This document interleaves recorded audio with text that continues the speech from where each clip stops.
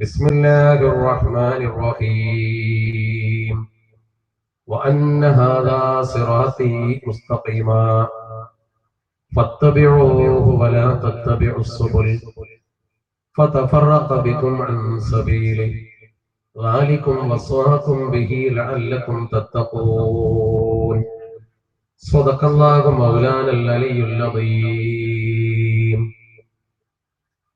ആദരണീയരും ബഹുമാന്യരുമായ നമ്മുടെ ഈ ചടങ്ങിന്റെ അധ്യക്ഷപദം അലങ്കരിക്കുന്ന ബഹുമാനപ്പെട്ട യൂസുഫ് ഹാജി അവറുകളെ, നമ്മുടെ ഈ വേദിയിലുള്ള ബഹുമാനപ്പെട്ട പ്രോജ്വല വാഗ്മിയും നമുക്കൊക്കെ പ്രിയങ്കരനുമായ ഉസ്താദ് CK മൊയ്തുട്ടി മുസ്ലിയാർ, നമ്മുടെ ഈ പ്രദേശത്തെ ദീനീ ചലനങ്ങൾക്ക് നേതൃത്വം കൊടുക്കുന്ന ബഹുമാനപ്പെട്ട ഉസ്താദ് മുഹമ്മദ് അലി അൻവരി, നമ്മുടെ ഈ മഹല്ലത്തിന്റെ സാരഥികൾ ഹമീദ് മാഷ്, അതുപോലെ തന്നെ നമ്മുടെ ഈ മഹത്തായ പരിപാടിയിൽ സംബന്ധിച്ചു കൊണ്ടിരിക്കുന്ന ഈ പ്രദേശത്തെ സുന്നത്ത് ജമാഅത്തിന്റെ കർമ്മധീരരായ പണ്ഡിത നേതാക്കൾ, ഉമറാക്കൾ, ബഹുമാന്യരായ കാരണവന്മാർ, പ്രിയപ്പെട്ട സഹോദരിമാർ, സഹോദരങ്ങൾ, അർഹമറാഹിമായ റബ്ബ് സുബ്ഹാനഹു വ തആല നമ്മുടെ ഒരുമിച്ച് കൂടൽ അവൻ പൊരുത്തപ്പെട്ട ഒരു അമലായി നമ്മിൽ നിന്ന് കബൂലാക്കുമാറാവട്ടെ. അല്ലാഹുവേ, ഇത് സംഘടിപ്പിച്ചവർക്കും ഇവിടെ ഒത്തുകൂടിയവർക്കും അർഹതപ്പെട്ട പ്രതിഫലം നീ നൽകണേ തമ്പുരാനെ. വിശുദ്ധ ദീനുൽ ഇസ്ലാമിനെ ഖിദ്മത്ത് ചെയ്തുകൊണ്ട് ജീവിച്ച് പരിപൂർണ ഈമാനോടെ മരണപ്പെടുന്ന മുഅ്മിനീങ്ങളിൽ ഞങ്ങളെ പെടുത്തി തരണേ തമ്പുരാനെ. രോഗങ്ങളെ ചെയ്തു തരണേ തമ്പുരാൻ. സ്നേഹമുള്ളവരെ, നമ്മുടെ പ്രിയപ്പെട്ട സമസ്ത കേരള സുന്നി വിദ്യാർത്ഥി ഫെഡറേഷന്റെയും സുന്നി യുവജന സംഘത്തിന്റെയും പ്രവർത്തകർ സമസ്തയുടെ 90ാം വാർഷികത്തോടനുബന്ധിച്ചുകൊണ്ടുള്ള ഒരു പ്രചരണ പരിപാടിയാണ് ഇവിടെ സംഘടിപ്പിച്ചിരിക്കുന്നത് എന്ന് നമുക്കൊക്കെ മനസ്സിലായിട്ടുണ്ട്. ബഹുമാനപ്പെട്ട സ്വാമികൾ ശിഹാബിദ്ദങ്ങൾ ഇവിടെ വരാനുണ്ട്, മൊയ്തുട്ടി മുസ്ലിയാരും ബന്ധപ്പെട്ടവരും ഒക്കെ പ്രസംഗിക്കാണ്. അതിനിടയ്ക്ക് ചെറിയ തോതിൽ എന്നെ ഏൽപ്പിച്ച വിഷയത്തിലേക്ക് ഒരു കടന്നു നോട്ടം മാത്രം അല്പസമയം നിർവഹിച്ചു ഞാൻ എന്റെ സമസ്ത കേരള ജംഇയ്യത്തുൽ ഉലമ അതിന്റെ സമ്മേളനത്തിന്റെ മുദ്രാവാക്യമായി തെരഞ്ഞെടുത്തിരിക്കുന്ന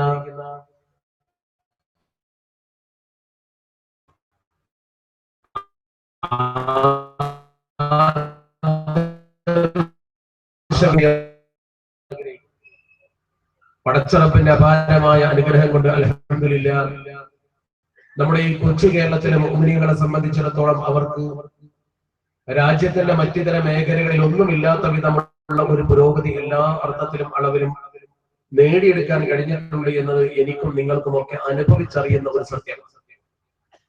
മുസ്ലിം സമുദായം നമ്മളെക്കാൾ കൂടുതലുള്ള പ്രദേശത്തൊന്നും നമുക്ക് ഈ ഗുണം ഉണ്ടായിട്ടില്ല. എന്നാൽ കൊച്ചു കേരളത്തിൽ മുസ്ലിങ്ങൾ എണ്ണത്തിൽ കുറവാണെങ്കിലും നമ്മളെ സംബന്ധിച്ചിടത്തോളം ഇസ്സത്തോടെയുള്ള ഒരു മുന്നോട്ട് പോക്കിന് പടച്ചറപ്പ് നമുക്ക് അവസരം തന്നിട്ടുണ്ട്. എന്താണ് അവസരത്തിന്റെ അടിസ്ഥാനം എന്ന് പരിശോധിക്കാനാണല്ലോ ഒരു അന്വേഷണമോ സൗകര്യങ്ങളോ ഒന്നുമല്ല, മറിച്ച് നമുക്കതിന് സൗകര്യം ചെയ്തു തന്നത് അള്ളാഹു പഠിക്കുകയും ചെയ്ത കുറെ ആലിമീങ്ങളുടെ സേവന പ്രവർത്തനം. ദീന് ശരിക്ക് പഠിക്കുകയും അറിയുകയും അതുകയും ചെയ്യുകയും ചെയ്യും. ഈ സദസ്സിൽ തന്നെ നിങ്ങൾ നോക്കലാണ് എത്ര മുദരിസുമാരാണ്, എത്ര മുഅല്ലിമീങ്ങളാണ്. അവരോട് ചേർന്നിരിക്കുന്ന എത്രയോ സാധാരണക്കാരായ ഉമറാക്കളും അതുപോലെ തന്നെ മതവിദ്യാർത്ഥികളും. ഈ ഒരു കാഴ്ച ഉത്തരേന്ത്യയിൽ നമുക്ക് കാണാൻ സാധ്യമാണ്. ഉലമാക്കളും ഉമറാക്കളും സാധാരണക്കാരും ഒന്നു ചേർന്നുകൊണ്ട് നിൽക്കുന്ന ഒരു സംവിധാനമാണ് സമസ്ത. ഈ മൂന്ന് കൂട്ടരെയും ഒരുമിപ്പിച്ച ഒരു പ്രധാനപ്പെട്ട കണ്ണിയാണ് സമസ്ത. ഇതിന്റെ മുഴുവൻ അടിത്തറ മതബോധമാണ്. നമ്മളൊക്കെ വളർന്നത് മതബോധം കൊണ്ട്. കേരളത്തിലുള്ള പോലെ ഈ ബോധത്തിന്റെ പുറത്ത് ഇത്രയധികം ഇല്ല. ദർസിന്റെ സമ്പ്രദായം തന്നെ കേരളത്തിന്റെ പുറത്തില്ല. അറബി കോളേജുകൾ ഉണ്ടെന്നല്ലാതെ പള്ളി ദർസിൽ കുട്ടികളെ ഓതി പഠിപ്പിച്ച് അവർക്ക് ദീൻ എന്തെന്ന് പറഞ്ഞു കൊടുത്ത് അവർ സമൂഹത്തിൽ ദീൻ പ്രചരിപ്പിക്കുന്ന സ്വഭാവം ഇല്ല. ഇൽമിന്റെ അടിത്തറ എന്ന് പറയുന്നത് പള്ളി ദർസാണ്. ആരെന്തൊക്കെ പറഞ്ഞു അവിടുന്ന് പഠിച്ചു വളർന്നവരാണ് എന്നെ കേൾക്കുന്നവരിലും വേദിയിലുമുള്ളവരിൽ ബഹുഭൂരിപക്ഷവും. പള്ളി ദർസിൽ പഠിച്ച മുതഅല്ലിമീങ്ങൾ നാട്ടിൽ വന്നിട്ട് നമുക്ക് ദീൻ പറഞ്ഞു തന്ന് അവര് മുഅല്ലിങ്ങളായി, അവര് മുദരിസുമാരായി, അവര് മാർഗദർശികളായി ഉമ്മത്തിനെ പുരോഗതിപ്പെടുത്തി. അത് പഴയകാല പാരമ്പര്യമാണ്. ചരിത്രം പറയുന്നത് منه التقدم والنما والتمام فيه اتباع الصاحب أهل الصفة واتباع مخدومينهم أعلام. എന്താണ് പറഞ്ഞ വാചകം? നിങ്ങൾ കൃത്യമായി മനസ്സിലാക്കി നോക്കൂ. ആ രണ്ടു വരിയിലെല്ലാം ഉൾക്കൊണ്ടിട്ടുണ്ട്.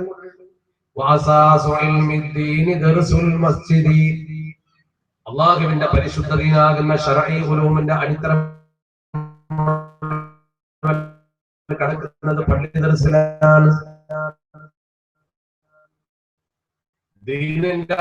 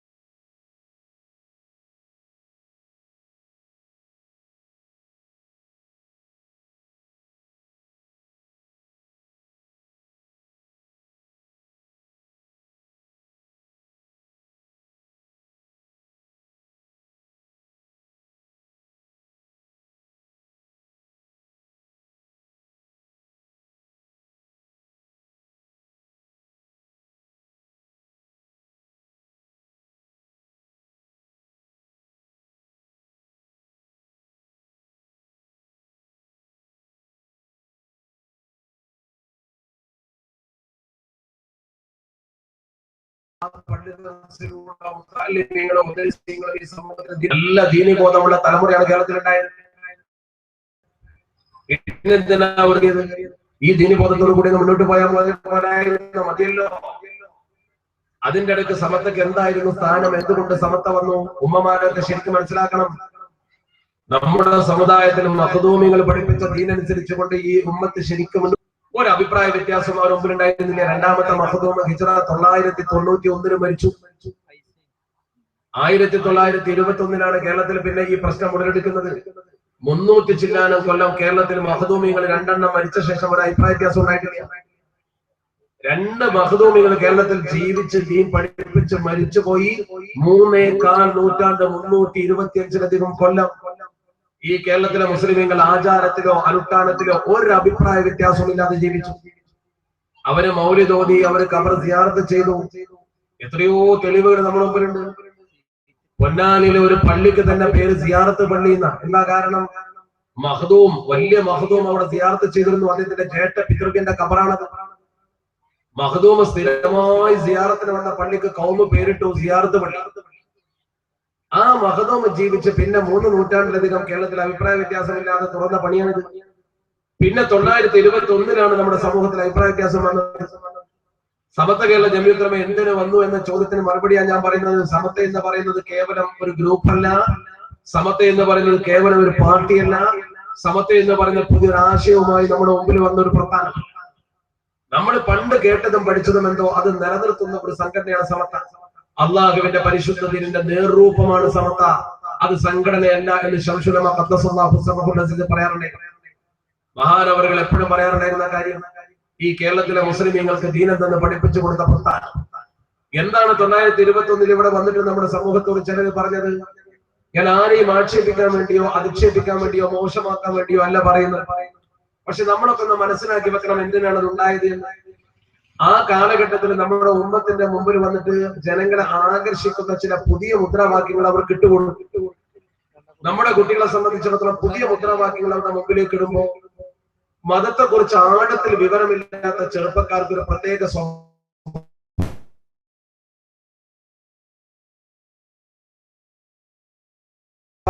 ഒരാള് വന്ന് പ്രസംഗിക്കുന്നു, നമ്മൾ എല്ലാവരും വെള്ളിയാഴ്ച ജുമാക്ക് പോകുന്നു, ജുമാക്ക് പള്ളിയിൽ പോയിരിക്കും.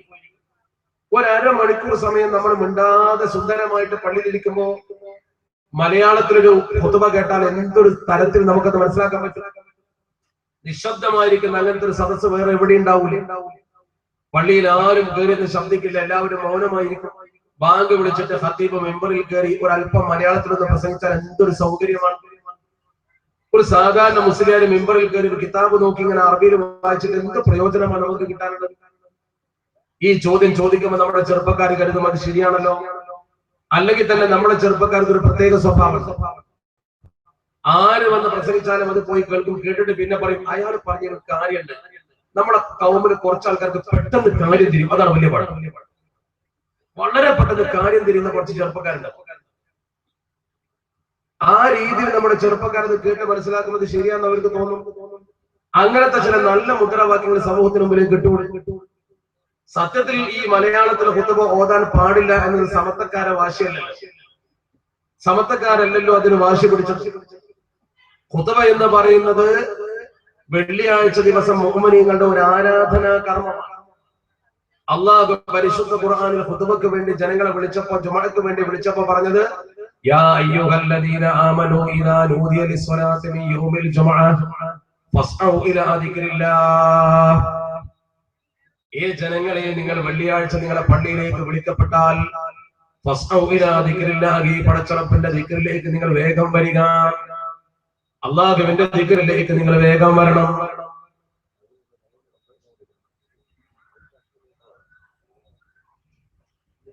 ഫസ്ഔ ഇലാ ദിക്രില്ലാഹി എന്ന് പറഞ്ഞാൽ അള്ളാഹുവിന്റെ ദിക്റിലേക്ക് നിങ്ങൾ ഉണരണം. ആ പറഞ്ഞ വാചകത്തിന്റെ അർത്ഥം എന്താണ്? ദിക്ർ എന്നാൽ എന്താണ്? ഖുതുബയാകുന്നു. നിങ്ങൾ ശ്രദ്ധിക്കണം, ഈ വിഷയത്തിൽ ഗൗരവത്തിൽ മനസ്സിലാക്കണം. നിങ്ങൾ വെള്ളിയാഴ്ച പള്ളിയിൽ നടക്കുന്ന ഖുതുബയിലേക്ക് നിങ്ങൾ ഉണരണം. ഖുതുബക്ക് ഒരിക്കലും ഖുതുബ എന്ന പദം പരിശുദ്ധ ഖുർആൻ പറഞ്ഞില്ല, ദിക്ർ എന്നാണ് പറഞ്ഞത്. അള്ളാഹുവിന്റെ പരിശുദ്ധ ഖുർആൻ ഖുതുബക്ക് ദിക്ർ എന്നാണ് പറഞ്ഞത്. അള്ളാഹുവിന്റെ പരിശുദ്ധ തിരുദൂതരോ ഹദീസിന്റെ കിതാബിലുണ്ട്, മനോഹരമായി രേഖപ്പെടുത്തി വെച്ചിട്ട് വെള്ളിയാഴ്ച ദിവസമായാൽ മലക്കുകൾ എല്ലാ പള്ളികളുടെയും മുമ്പിൽ ഇങ്ങനെ നിരന്നു നിൽക്കും.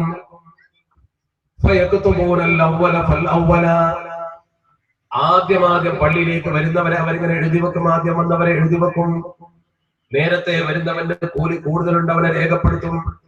അങ്ങനെ രേഖപ്പെടുത്തി ഇമാമ മിമ്പറിലേക്ക് കയറാൻ വേണ്ടി ഇമാമ പുറപ്പെട്ടാൽ അവരെ കയ്യിലുള്ള ആ ഏട് അവർ ചുരുട്ടി വെക്കും. അവര് ദിക്ർ കേൾക്കാനിരിക്കും. ദിക്ർ കേൾക്കാനിരിക്കും എന്ന് പറഞ്ഞാൽ ദിക്ർ ഖുതുബയാണ്. ഹദീസിലും ഖുർആനിലും ഖുതുബക്ക് ദിക്ർ എന്നാണ് പ്രയോഗിച്ചത്, ഖുതുബ എന്ന് പറഞ്ഞിട്ടില്ല.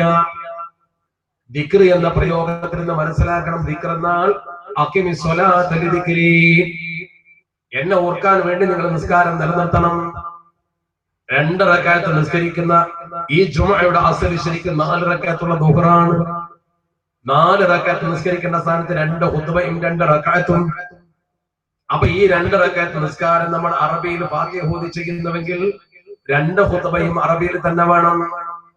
അത് വാശിയല്ല, സമത്വക്കാരെ വാശിയല്ല. എവിടെയും സമത്വക്കാരങ്ങനെ വാശി പിടിച്ചതല്ല. പരിശുദ്ധ തിരുദൂതർ ലോകത്തിന്റെ നാനാഭാഗത്തേക്ക് പ്രവാചകന്മാരെ അയച്ചപ്പോൾ ഏറ്റവും അടുത്ത രാജ്യമാകുന്ന പേർഷ്യയിലേക്ക് അയച്ചു. പേർഷ്യയിൽ പുതിയ ഭാഷയാണ് പേർഷ്യൻ ഭാഷ. ഒരു സ്വഹാബിയും പേർഷ്യൻ ഭാഷയുടെ ഖുതുബ ഓതിയ ഒരു ഉദ്ധരണിയും എവിടെയുമില്ല. മാലിക് ഇബ്നു ദിനാർ റളിയല്ലാഹു തആല സംഘവും കേരളത്തിൽ വന്ന് 10 പള്ളി ആദ്യം നിർമ്മിച്ചു. 10 പള്ളി ആദ്യം നിർമ്മിച്ചു. ആ പള്ളികളിൽ പ്രധാനപ്പെട്ട ഒന്നാണ് കൊടുങ്ങല്ലൂര്, അതിൽപ്പെട്ട ഒന്നാണ് ചാലിയത്ത്, അതിൽപ്പെട്ട ഒന്നാണ് മാടായി, അതിൽപ്പെട്ട ഒന്നാണ് മംഗലാപുരം. ഈ തീരപ്രദേശത്തുള്ള ഒരു പള്ളിയിലും മലയാളത്തിൽ ഖുതുബ ഓതിയ 10 പള്ളിയിലും മലയാളത്തിൽ അന്നുമില്ല ഖുതുബ, ഇന്നുമില്ല ഖുതുബ. എന്റെ ഒരു മലയാളിയെ മലയാളം പഠിപ്പിച്ചുകൊണ്ട് അവർക്ക് ഖുതുബ നിർവഹിക്കാമായിരുന്നില്ല. അവിടെ നമ്മൾ ശ്രദ്ധിക്കേണ്ടത് ഇതൊരു ഇബാദത്താണ്. അതുകൊണ്ടാണ് വെള്ളിയാഴ്ച പള്ളിയിൽ ഖുതുബ ഓതുന്ന ഇമാമിന് വുദൂ വേണം. എനിക്കിവിടെ പ്രസംഗിക്കാൻ വുദൂ വേണ്ട. പ്രസംഗത്തിൽ ആയത്ത് വേണം. ഞാൻ ആയത്ത് ഓതിയില്ലെങ്കിലും പ്രസംഗമാകും. അല്ലാഹുവിന്റെ റസൂലിന്റെ മേലിൽ ഖുതുബയിൽ സലാത്ത് ചൊല്ലണം, പേരെടുത്തിട്ട്. എന്റെ പ്രസംഗത്തിലെ വേണമെന്നില്ല. ഒക്കെ പോകട്ടെ, മുഅ്മിനീങ്ങൾക്ക് വേണ്ടി ദുആ ചെയ്യണം. അതിനൊക്കെ പുറമെ 2 ഖുതുബയാകാൻ ഇമാം ഒന്ന് ഇരുന്നിട്ട് പിന്നെ രണ്ടാമത്തെ ഖുതുബ എഴുന്നേറ്റ് ഓതാൻ നിങ്ങൾ കാണുന്നുണ്ടല്ലോ. അത് നമ്മളെ ഖത്തീബിന് വയസ്സായതുകൊണ്ട് ക്ഷീണിച്ചിട്ട് ഇരിക്കുന്നതല്ല, ആരോഗ്യമുള്ള ഖത്തീബിനെ കൊണ്ടുവന്ന് 2 ഒറ്റടിക്ക് തീർക്കാനും പറ്റില്ല. ഞാനിവിടെ പ്രസംഗിക്കുമ്പോൾ ഇടയ്ക്കൊന്ന് ഇരുന്ന് എഴുന്നേൽക്കേണ്ട ഒരു കാര്യവുമില്ല. അപ്പൊ ഈ പ്രസംഗവും പള്ളിയിലെ ആ പ്രസംഗവും തമ്മിൽ പാടെ വ്യത്യാസമുണ്ട്. അത് ഇബാദത്തിന്റെ രൂപത്തിലേ ചെയ്യാൻ പറ്റൂ, അല്ലാതെ സമത്തക്കാര ഭാഷ. വേറെ പറയാനുള്ളത് മെമ്പറിൽ കയറാതെ നിങ്ങൾ പറഞ്ഞോ. പണ്ടൊക്കെ ജുമഅ കഴിഞ്ഞിട്ട് നന്നായി പ്രസംഗിക്കാറുണ്ടല്ലോ, പ്രസംഗിക്കാമല്ലോ. വെള്ളിയാഴ്ച പള്ളിയിൽ വന്ന് മെമ്പറിൽ കയറിയ ഖത്തീബ് അറബിയിലെ ഖുതുബ ഓതാവും. അത് ഫിഖ്ഹിന്റെ നിയമമാണ്. അത് മാത്രമേ സമത്ത പറഞ്ഞുള്ളൂ, വേറൊന്നും സമത്ത പറഞ്ഞില്ല. രണ്ടാമത്തെ ഒന്ന്, അവർ സമൂഹത്തോട് പ്രധാനമായും ആളുകൾ ആകർഷിക്കാൻ വേണ്ടി പറഞ്ഞ എന്താ, ഈ സമൂഹം വന്നിട്ട് പറഞ്ഞു സ്ത്രീകൾ ഈ സമൂഹത്തിന്റെ പകുതിയാണ്. എന്തുകൊണ്ട് സ്ത്രീകൾക്ക് പള്ളി നിഷേധിച്ചു? എന്തുകൊണ്ട് പെണ്ണുങ്ങളെ പള്ളി കയറ്റുന്നില്ല? ആര് പറഞ്ഞു പെണ്ണുങ്ങളെ പള്ളി കയറ്റുന്നില്ല? ഒരു പെണ്ണ് പോയി പള്ളിയിൽ നിസ്കരിച്ചു എന്ന് കരുതി ആകാശം ഇടിഞ്ഞു വീടുന്ന സമത്ത പറഞ്ഞിട്ടില്ല. ഒരു പെണ്ണിന് അങ്ങനെ പള്ളിയിൽ പോയി നിസ്കരിക്കണമെങ്കിൽ നിസ്കരിച്ചോട്ടെ. ശുദ്ധിയുള്ള സമയത്ത് ഒരു പെണ്ണ് പള്ളിയിൽ കയറിയാൽ ഒരു കുഴപ്പവും ദീൻ പറഞ്ഞിട്ടില്ല, സമത്തയും പറഞ്ഞിട്ടില്ല. പക്ഷെ സമത്തയും പറഞ്ഞു, ദീനും പറഞ്ഞു ഒരു കാര്യം. അതെന്താ? നിസ്കാരം അതുപോലെ തന്നെ ജുമഅ എന്നൊക്കെ പറയുന്നത് കൂലി കിട്ടാനുള്ള ഏർപ്പാടാണ്. നമ്മൾ ഈ പണി ചെയ്യുന്നത് കൂലി കിട്ടാനാണ്, അവകാശം തെളിയിക്കാനാണ്. എനിക്കും പള്ളിയിൽ പോകാൻ അവകാശം തെളിയിക്കാനല്ല, കൂലി കിട്ടാൻ. കൂലി ഏറ്റവും കൂടുതൽ കിട്ടുമായിരുന്ന സന്ദർഭത്തിൽ ഒരു പെണ്ണ് നബി തങ്ങളോട് വന്ന് ചോദിച്ചു, നബിയെ, ഞാൻ അങ്ങയുടെ കൂടെ മദീനത്തെ പള്ളിയിൽ നിസ്കരിക്കാൻ വന്നോട്ടെ എന്ന് ചോദിച്ചു. ഞാൻ അങ്ങയുടെ കൂടെ മദീനത്തെ പള്ളിയിൽ നിസ്കരിക്കാൻ വരട്ടെ എന്ന് ചോദിച്ചു. ഉമ്മു ഹുമൈദ ചോദിച്ചത് മദീനത്തെ പെണ്ണ്. അള്ളാന്റെ റസൂൽ ആ പെണ്ണിനെ വിളിച്ചിട്ട് പറഞ്ഞ, മോളെ, ലഖദ് അലിംതു അന്നകി തുഹിബ്ബീന സ്വലാത്ത മഈ, നിനക്ക് എന്റെ കൂടെ നിസ്കരിക്കാൻ ആഗ്രഹമുണ്ടെന്ന് എനിക്ക് മനസ്സിലായി. കാരണം എന്താ? ഇമാമ് നബിയാണ്, അതിനെപ്പോലത്തെ ഇമാമ് വേറെ കിട്ടും. പള്ളി മസ്ജിദുൻ നബവിയാണ്, കൂലി എത്രയാണ്? നമ്മുടെ പള്ളിയിൽ നിസ്കരിക്കും പോലെയല്ല, മദീനത്തെ പള്ളിയാണ്. അതുകൊണ്ട് നിനക്ക് എന്റെ കൂടെ നിസ്കരിക്കാൻ പൂതിയുണ്ടെന്ന് എനിക്ക് ബോധ്യമായി. പക്ഷെ നീ എന്റെ കൂടെ മദീനത്തെ പള്ളിയിൽ നിസ്കരിക്കുന്നതിനേക്കാൾ നിനക്ക് ഏറ്റവും നല്ല കൂലി കിട്ടുക നിന്റെ കൗമിന്റെ കുടുംബക്കാരെ പള്ളിയിൽ പോയി നിസ്കരിച്ചു. നമുക്ക് ഓരോ കുടുംബത്തിന് പള്ളിയുണ്ട്, അവിടെ അവരെ കുടുംബക്കാരുണ്ടാവുള്ളൂ, വേറെ ആരും നിന്നെ കാണൂല. അതിനേക്കാൾ കൂലി നിനക്ക് കിട്ടണമെന്നുണ്ടെങ്കിൽ നീ നിന്റെ വീട്ടിലെ കൊലയിൽ പോയി നിസ്കരിച്ചു. അതിലേറെ കൂലി നിനക്ക് കിട്ടണോ, നീ നിന്റെ വീട്ടിന്റെ ഉള്ളിൽ നിന്റെ അറയിൽ നിസ്കരിച്ചു. ഇത് പറഞ്ഞു കൊടുത്തിട്ട് തിരുദൂതർ പറഞ്ഞു, ഖൈറു മസാജിദിൻ നിസാഇ ഖൈറു ബുയൂതിഹിന്ന, പെണ്ണുങ്ങൾക്ക് ഏറ്റവും നല്ല പള്ളി വീട്ടിന്റെ ഉള്ളറയാണ്. ഷഫീഉൽ വറ മുഹമ്മദ് മുസ്തഫ നന്നായി പറഞ്ഞു. ഈ പെണ്ണിനോട് കൃത്യമായി പറഞ്ഞു. ഈ പെണ്ണ് ചോദിച്ച ചോദ്യത്തിൽ തന്നെ ഉത്തരമില്ലേ? ഞാൻ ചോദിക്കട്ടെ, ഇവിടുത്തെ പള്ളിയിലെ മുദരിസ് അൻവരി അല്ലെ ഇവിടുത്തെ ഇമാം, അയാളോട് പുത്തൂരിലെ ഏതെങ്കിലും ആൾക്കാർ വന്നിട്ട് ഉസ്താദെ ഞാൻ നിങ്ങളെ കൂടെ ജമാഅത്തിന് നിസ്കരിക്കാൻ വരട്ടെ എന്ന് ചോദിക്കോ? ഇല്ല. എന്താ ചോദിക്കാത്ത കാരണം? നാട്ടുകാരൊക്കെ ജമാഅത്തിന് മുമ്പ് ഇയാളൊന്നും ചോദിക്കണോ? പോയത്തക്കാരൻ ഈ പെണ്ണെന്തിനാ ഞാൻ നിസ്കരിക്കാൻ വരട്ടെ എന്ന് ചോദിച്ചു. ഒരു പെണ്ണും പോകലില്ല, അതുകൊണ്ട് ഞാൻ വരട്ടെ എന്ന് ചോദിച്ചു. എല്ലാ പെണ്ണുങ്ങളും മദീനത്തെ പള്ളിയിൽ പോയി നിസ്കരിക്കുന്നെങ്കിൽ പിന്നെ ഈ പെണ്ണ് ഞാനൊന്ന് വരട്ടെ എന്ന് ചോദിക്കേണ്ട കാര്യമില്ല. അവൾക്ക് എന്താ പ്രത്യേകത? അപ്പോൾ പെണ്ണുങ്ങളെന്ന് പള്ളിയിൽ ജമാഅത്തായി നിസ്കരിക്കാൻ പോകാറില്ല. വേറെ ഒരു പെണ്ണ് വന്നു, ഏറ്റവും നല്ല വിവരമുള്ള പെണ്ണ്, അസ്മാ ബിൻത് യസീദ് എന്നാണ് പേര്. ആ പെണ്ണ് മദീനയിൽ ഏറ്റവും നല്ല വിവരമുള്ള പെൺകുട്ടിയെ നബി തങ്ങളോട് വന്ന് ചോദിച്ചു, അല്ലാഹുവിന്റെ തിരുദൂതരെ, ദഹബൽ റിജാലു ബിൽ ഫദ്ലി വൽ ജിഹാദ്, ആണുങ്ങൾ സകല കൂലിയും കൊണ്ടുപോയില്ല നബിയെ. അവർ ഇസ്ലാമിക സമൂഹത്തിന്റെ സമരമുഖത്ത് പോയി സമരം ചെയ്യുന്നു, ജിഹാദ് ചെയ്യുന്നു. അവര് ജുമഅക്ക് പോകുന്നു, അവർ പള്ളിക്ക് പോകുന്നു, ജമാഅത്തായി നിസ്കരിക്കുന്നു. ഞങ്ങൾക്ക് ഫമാ ലനാ അമലുൻ നുദ്രികു ബിഹി അമലൽ മുജാഹിദീന ഫീ സബീലില്ലാഹ്, അല്ലാഹുവിന്റെ മാർഗത്തിൽ സമരം ചെയ്യുന്നവർക്ക് ലഭ്യമാകുന്ന പ്രതിഫലം ഞങ്ങൾക്ക് കിട്ടാൻ എന്തുണ്ട് മാർഗം നബിയെ? പരിശുദ്ധ തിരുദൂതര പെണ്ണിനെ വിളിച്ചുകൊണ്ട് പറഞ്ഞു കൊടുത്തു, പെണ്ണേ, നിന്റെ ചോദ്യം വളരെ മനോഹരമാണ്.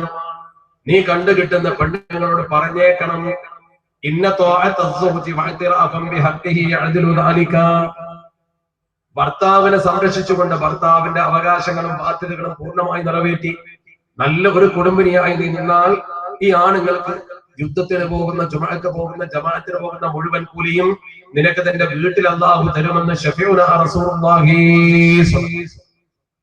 ആണുങ്ങൾ പള്ളിയിൽ പോയി കിട്ടുന്ന കൂലി പെണ്ണിന് വീട്ടിൽ കിട്ടും. നമ്മളോട് പറഞ്ഞത് നമ്മൾ ഇടങ്ങറായി പള്ളിയിൽ പോകും, സുബഹിക്ക് ഇടങ്ങറായിട്ട് പോകേണ്ട ആവശ്യമില്ല.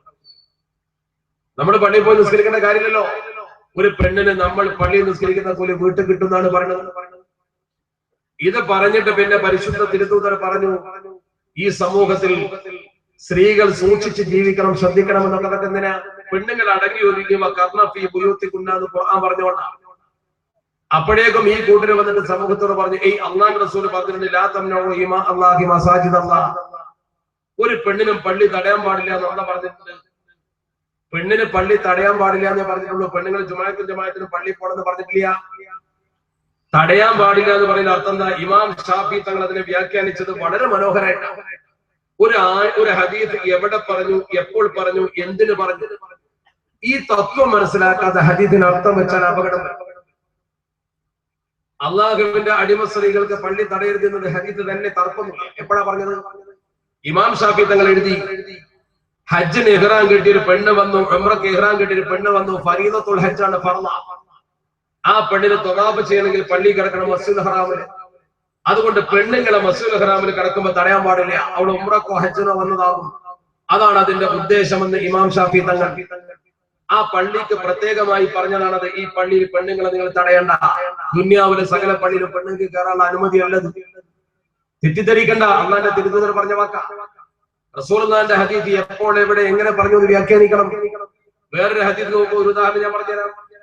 ഒരു ദിവസം ബഹുമാനപ്പെട്ട ആയിഷ ബീവി റളിയല്ലാഹു തആലയുടെ വീട്ടിലേക്ക് നബി തങ്ങൾ കയറി ചെന്നു. ആയിഷ ബീവിന്റെ വീട്ടിലേക്ക് നബി തങ്ങൾ ചോദിച്ചു, ആയിഷ വീട്ടിൽ വല്ലതും ഭക്ഷണം കഴിക്കാണ്ടോന്ന് ചോദിച്ചു. ആയിഷ ബീവി പറഞ്ഞു, നബിയെ ഒന്നുമില്ല, അള്ളാഹുവിന്റെ തിരുത്തൂതരെ ഒന്നുമില്ല, കുറച്ച് ഉണക്കറൊട്ടി മാത്രമേ ഉള്ളൂ. അപ്പൊ നബി തങ്ങൾ പറഞ്ഞു, കൊണ്ടുവാ ആയിഷ ഉണക്കറൊട്ടി എന്ന് പറഞ്ഞു. ഉണക്കറൊട്ടി കൊണ്ടുവരാൻ പറഞ്ഞു.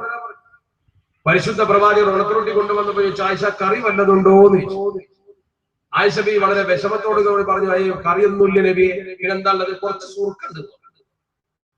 കറിയൊന്നുമില്ല, കുറച്ച് സുർക്കുണ്ട് എന്ന് പറഞ്ഞു. ആയിഷ ബിക്ക് ഭയങ്കര സങ്കടം. അപ്പൊ നബി തങ്ങൾ ആയിഷ ബീവി ഒന്ന് സന്തോഷിപ്പിക്കാൻ വേണ്ടി പറഞ്ഞു, ആയിഷ നിഅമൽ ഖല്ലു നിഅമൽ ഉദുമു അൽ ഖല്ലു നിഅമൽ ഉദുമു അൽ ഖല്ലു. സുർക്ക നല്ല കറിയാണ്.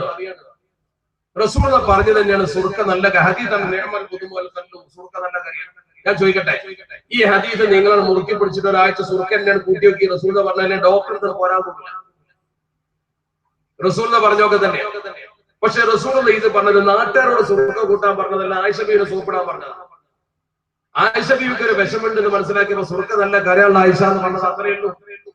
അല്ലാതെ നമ്മളോട് എല്ലാവരോടും സുർക്ക കൂട്ടാൻ ആഹ്വാനല്ല. പിന്നെ ഇനിയിപ്പോ ആരെങ്കിലും കുഴപ്പമുണ്ടാക്കാൻ വന്ന് ചോദിച്ചു, റസൂൽ പറഞ്ഞതല്ലേ കുടിച്ചാൽ വല്ലതും പറ്റുമോ? ഖാലിദ് ഇബ്നുൽ വലീദ് റളിയല്ലാഹു തആലക്ക് വിഷം കുടിച്ചിട്ടൊന്നും പറ്റിയിട്ട് ആജാതി ഖാലിദികളുണ്ട്, കുടിച്ചോടി, അല്ലാത്ത ഹലാക്കിന് പോണ്ട. അല്ലാതെ നമുക്കതിലൊന്നും പറയില്ല.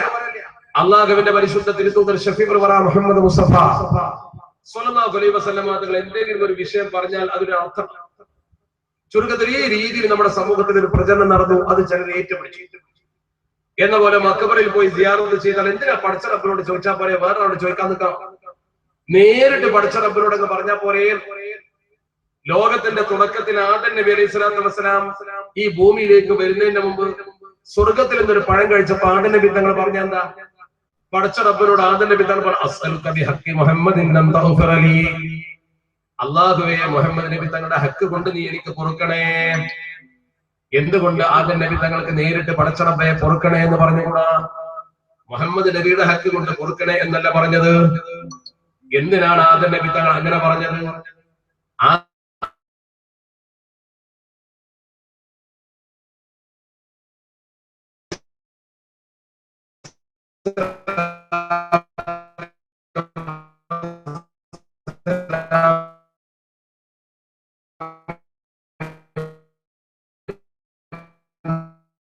പറഞ്ഞു, അങ്ങനെ പടച്ചറ തേടണം, പടച്ചറപ്പിലേക്ക് നിങ്ങൾ വസീല ഒരു വഴികാട്ടിയെ തേടണം.